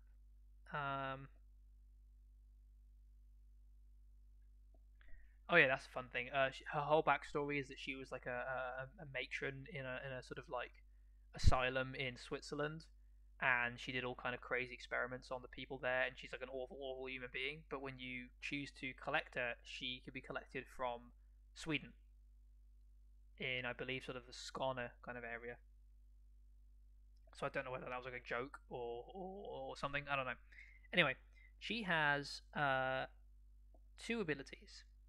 And the first one is what everyone else considers to be like basically the only reason you'd get her is this incredibly useful ability called Motherly Love, which is she you use it on another henchman, and that henchman will rapidly recharge. Because I haven't mentioned it so far because it doesn't really matter, but all of the abilities have a cooldown where it takes a little while for them to come available again. So once like Jube's used a wind walk, he can't use it again for a minute or two.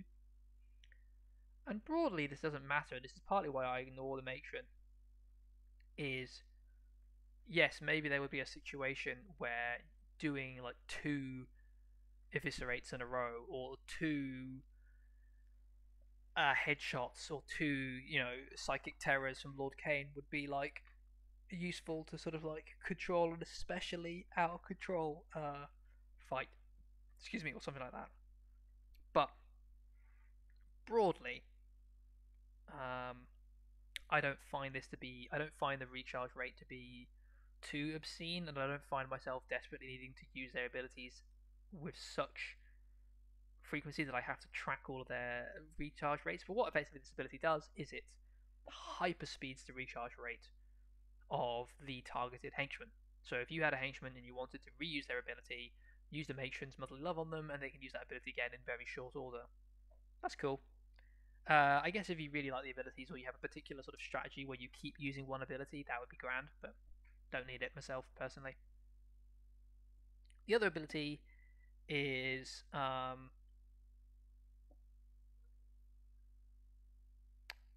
that she has electroshock treatment, where it says here again. I'm trying to rack my brain. It's been years since I've used her.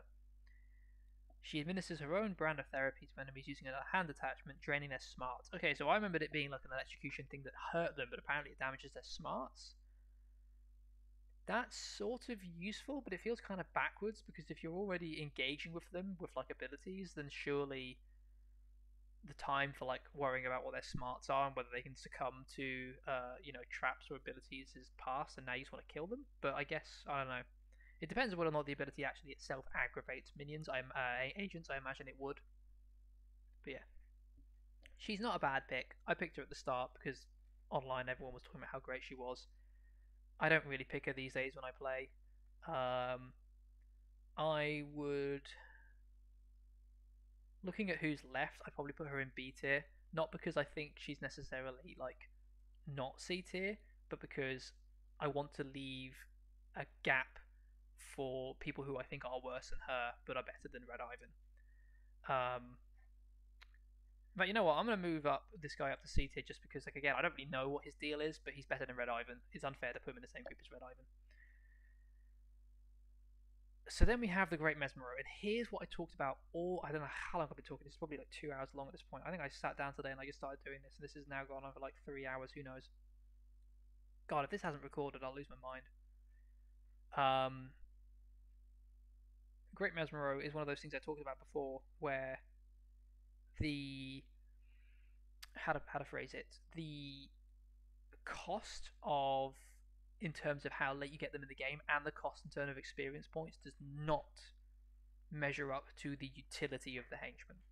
So the Great Mesmero is available very late in the game. He is a magician. He has actual sort of like hypnotic powers, and his two abilities are telepathic mind control and willpower drain. Like, I haven't really got that much into the experience point costs because all you need to know is that they're high or low. But to break it down, for example, Jubei's Eviscerate costs like 150, and again that's an early game thing. The poison ability of or rather the hallucinogen ability of Neuroside might cost like 700. That seems to be like a mid game sort of thing. Is 700, 600 cost. And experience points are accumulated, of course, by defeating agents, and the amount of XP you get from an agent is dependent on like its rank, its type, and its agency. So a pathetic smash investigator will give you like a point of XP, whereas a veteran saber, an exceptional saber veteran like a soldier, will garner you like, I don't know, like 45, 50 XP per kill. So you can see how it takes a little while to grind up on chaff, but you can do it. And then the high ranking abilities, obviously, of course, would cost more, so it would require either taking out high value targets or a lot of small value targets.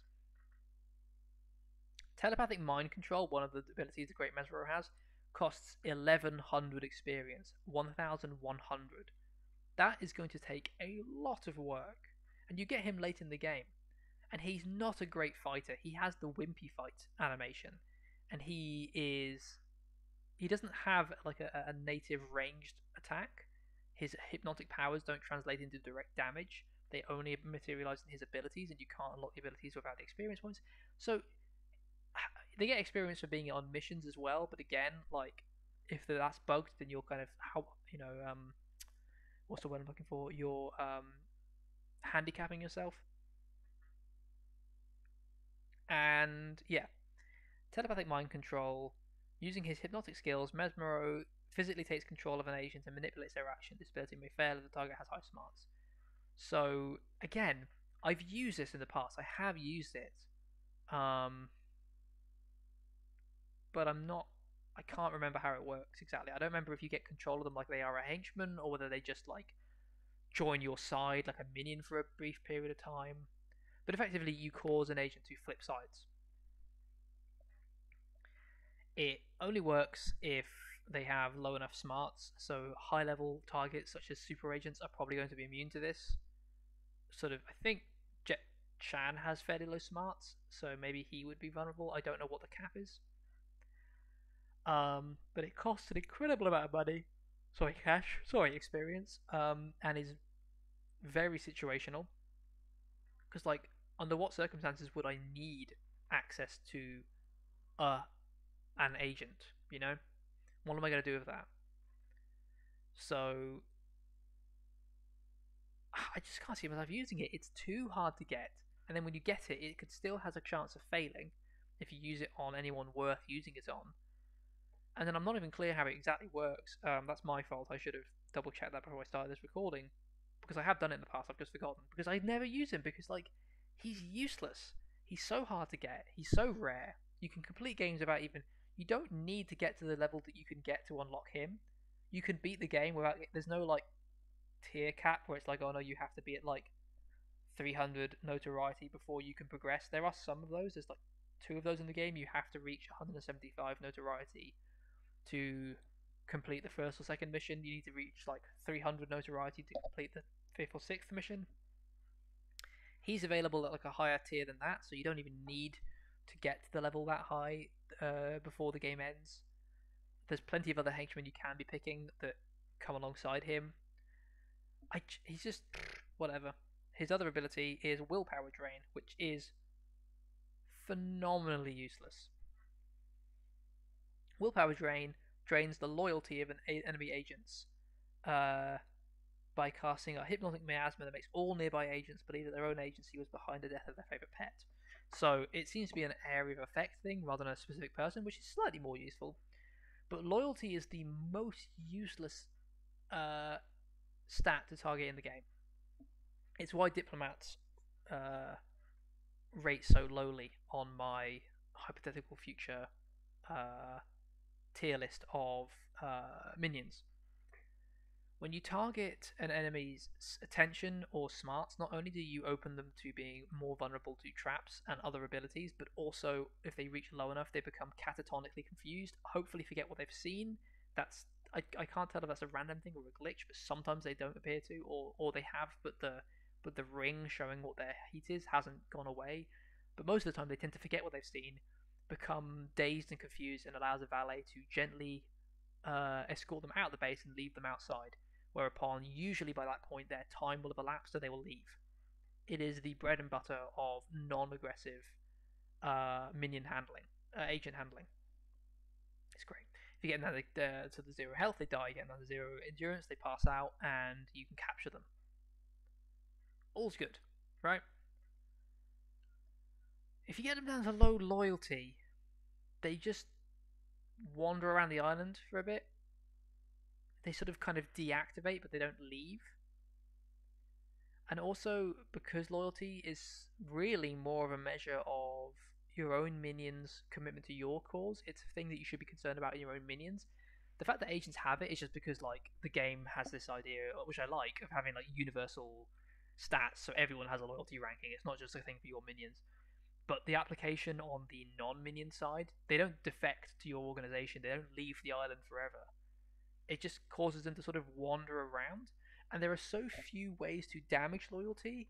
There's like 2 or 3 traps that are hard to research. There is the diplomat, which is a high-ranking, highly vulnerable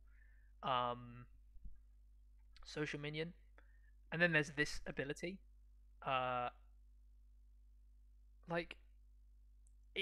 You basically go through the entire game never thinking about agent loyalty. I have no idea what the loyalty stats are of any. I couldn't even tell you. My suspicion is they're quite high, because why wouldn't they be? So that is willpower drain, completely useless.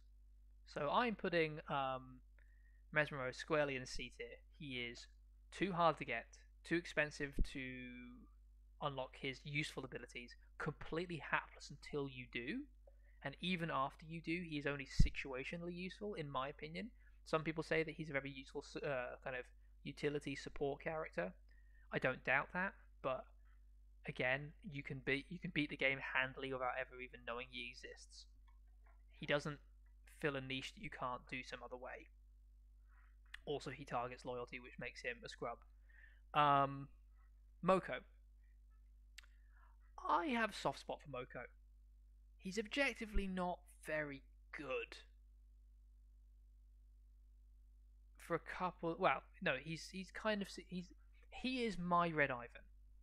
I don't disagree with the idea that it is useful to have a hard hitter for when things go south, and they inevitably will, because everyone can play the game with the best intentions, that they can make mistakes. I do. Soldiers come to my base too.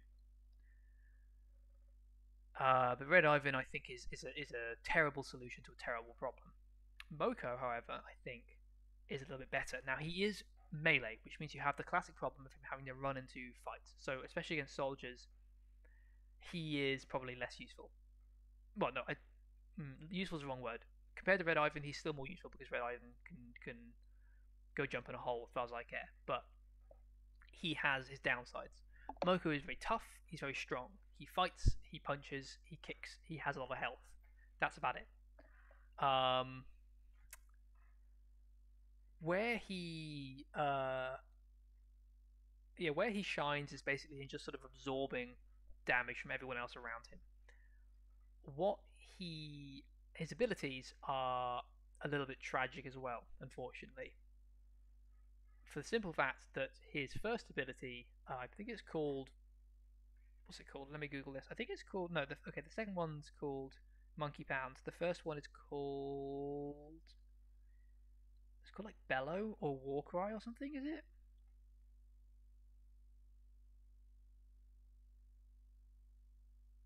Feral Roar, beg your pardon. Feral Roar is just, when I say just, I do mean literally just a slightly larger range version of Gather Minions, the default thing that everyone has. I'm not even clear how much bigger the range is. I'm not even sure it's a bigger range. I assume it is because otherwise that would be literally the same ability. But it is the same ability. It just gathers all minions. That's all it does. To my best of my ability. I do want to double check that actually in case I am wrong and it actually has other functionality. But it basically means that one of his two abilities is the same as the free one, and so is effectively like, look, okay, at worst, you know, at best, sorry, it's just you've just completely negated Gather Minion, which means that he has two abilities versus three. And at worst, it hasn't negated Gather Minions because it's identical to Gather Minions. You just have two uses of Gather Minions, you know? He has the highest health and endurance of. Oh, I found it. Damn it! I've just found a much better Wikipedia that's given me all of the abilities. So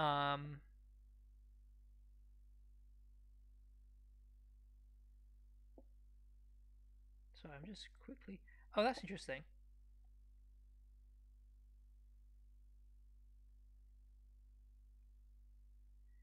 Da, da, da, da, da. Yeah. No, yeah. So Feral Roar is effectively the same as Gather Minions. But the other ability he has is Monkey Pound.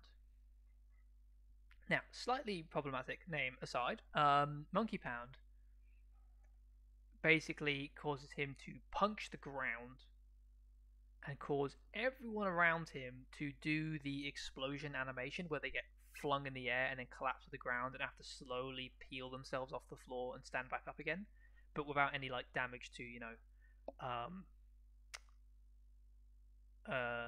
furniture. It damages everyone. It knocks everyone. So minions as well. Everyone gets flung flat on their ass. The only person who doesn't is Moko. This is good for two reasons. Firstly, it does a lot of damage. Secondly, it causes them to be trapped in one of the longest animation cycles in the game. Versus, about the same length as the Lord Cain begging for mercy kind of animation. It's one of those ones that they're locked in. They can't be knocked out of by, some animations people get into and it takes a while, but if you attack them, they auto abandon the animation. Not this one, because they have to stand up before they can carry on fighting.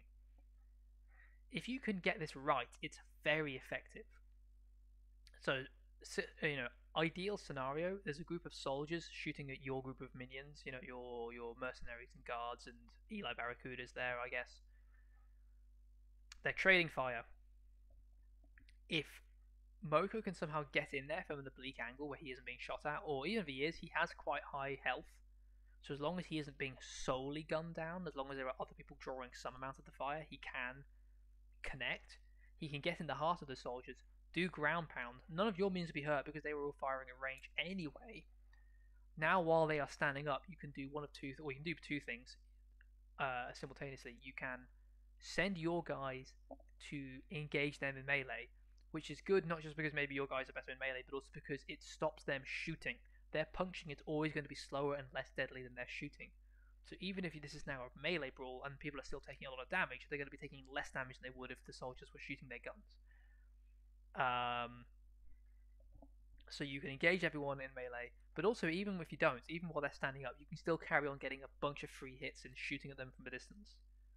And then once Moko's there, he can engage one of them in melee, and now that's a person dragged away from the firefight and engaged in melee. Or he'll draw the fire of more of them, and that's less fire on your guys. And Moko can take the hits, at least to a certain point. He will go down quite quickly because concentrated assault rifle fire is going to be anathema to even the highest health person in the game, which is, by the way, Moko.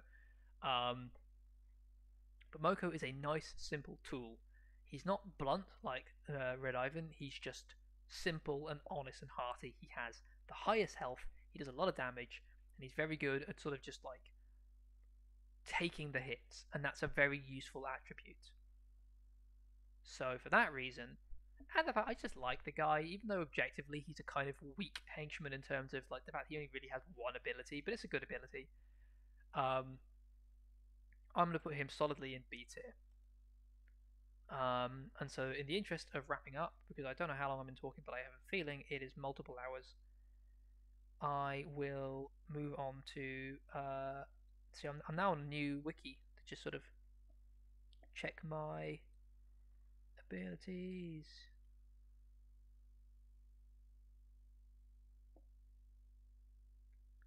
Oh, that's interesting. So I've just found this cool stat thing. So let me have a look here. So yeah, Moko has the highest health. They also have armor. I didn't know that. That's interesting. But yeah, he also has high armor.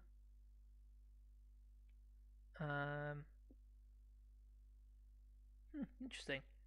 I need to read this wiki. That's great. Anyway, Montezuma, the final henchman. Montezuma has he's sort of based off, of course, Live and Let Die, the sort of voodoo Haitian Jamaican sort of blaxploitation in that sense. You know, he's not really a representation of anything. He's sort of just sort of the same in the same way that movie had like these sort of weird mishmash of ideas. He is that same thing. He's effectively Baron Samedi, I think his name was.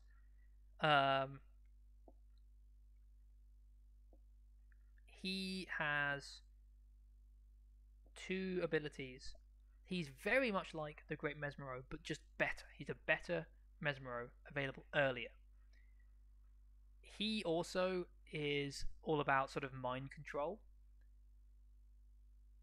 but he is a ranged weapon because he can attack people with a voodoo doll from a distance. He stabs a voodoo doll and they take damage. You know, that's good, great fun. So in the course of doing that, he's ranged, which means he's already better than Mesmero at least racking up contributions to kills in order to unlock his expensive abilities. His abilities also cost 1,600 as opposed to the 11,000 and who gives a crap of I think it also was 600 of the Great Mesmero. But his are just better and they're available earlier, which not only means even though they're expensive, you will have an opportunity to unlock them in the course of the game because he will be taking part enough in a fair chunk of the game. He can do all the missions, he can be on all the fights you'll inevitably be in, you know. He has two abilities, Voodoo Puppetry and Voodoo Mind Fog. Not wild on the fact they both begin with Voodoo because it makes me hard to remember which one's which. Voodoo Puppetry is the more expensive of the two, even though it's probably the worst of the two. This is effectively the same as the whatever the hell it was called, Hypnosis of Mesmero. It makes an agent think that you are their allies and his allies are his enemies. He switches sides and he'll begin attacking his own guys. It's less like you have control over him. Ooh, it's less confusing as to how it works. It's easy for a quick bit of like chaos if you use it in a firefight with a bunch of soldiers. Now you got one extra gun on your side and one less gun on their side, and like they'll shoot each other, and like you're getting like free hits in because the damage that's been taken by your quote unquote soldier isn't going to matter because that guy's going to revert eventually before he dies. This ability can fail if they have high smarts. Again, classic.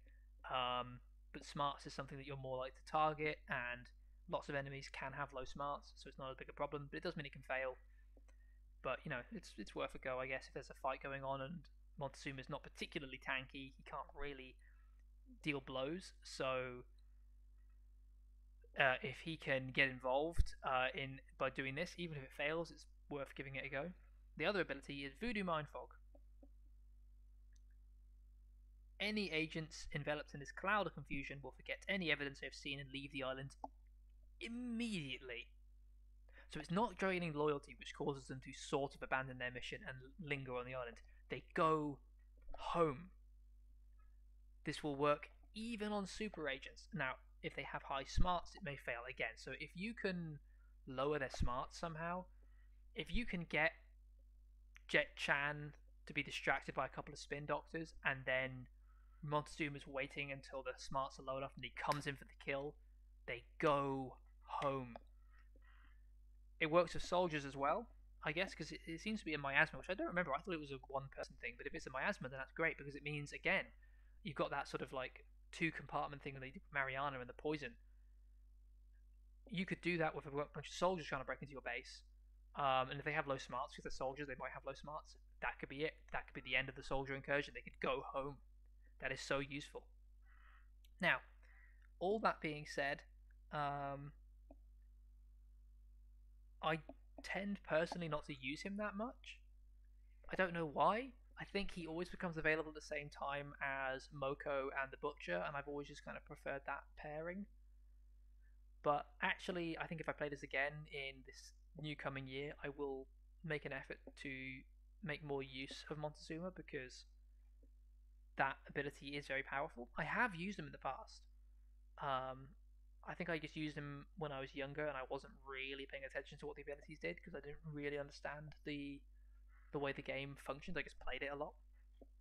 I think I would put Montezuma in A tier had I any conception of how useful those abilities actually are in practice, but because I'm not as aware of that, I can't. Maybe it turns out they don't work as well. Maybe there's a reason I don't use it. Maybe I've tried to use it in the past and it hasn't worked. I don't know. I'm going to put him in B tier, just for now. I think he's probably sort of more there than there.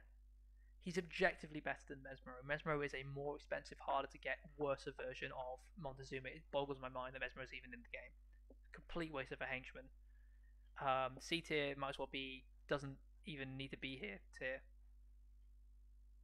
Can I? Yeah.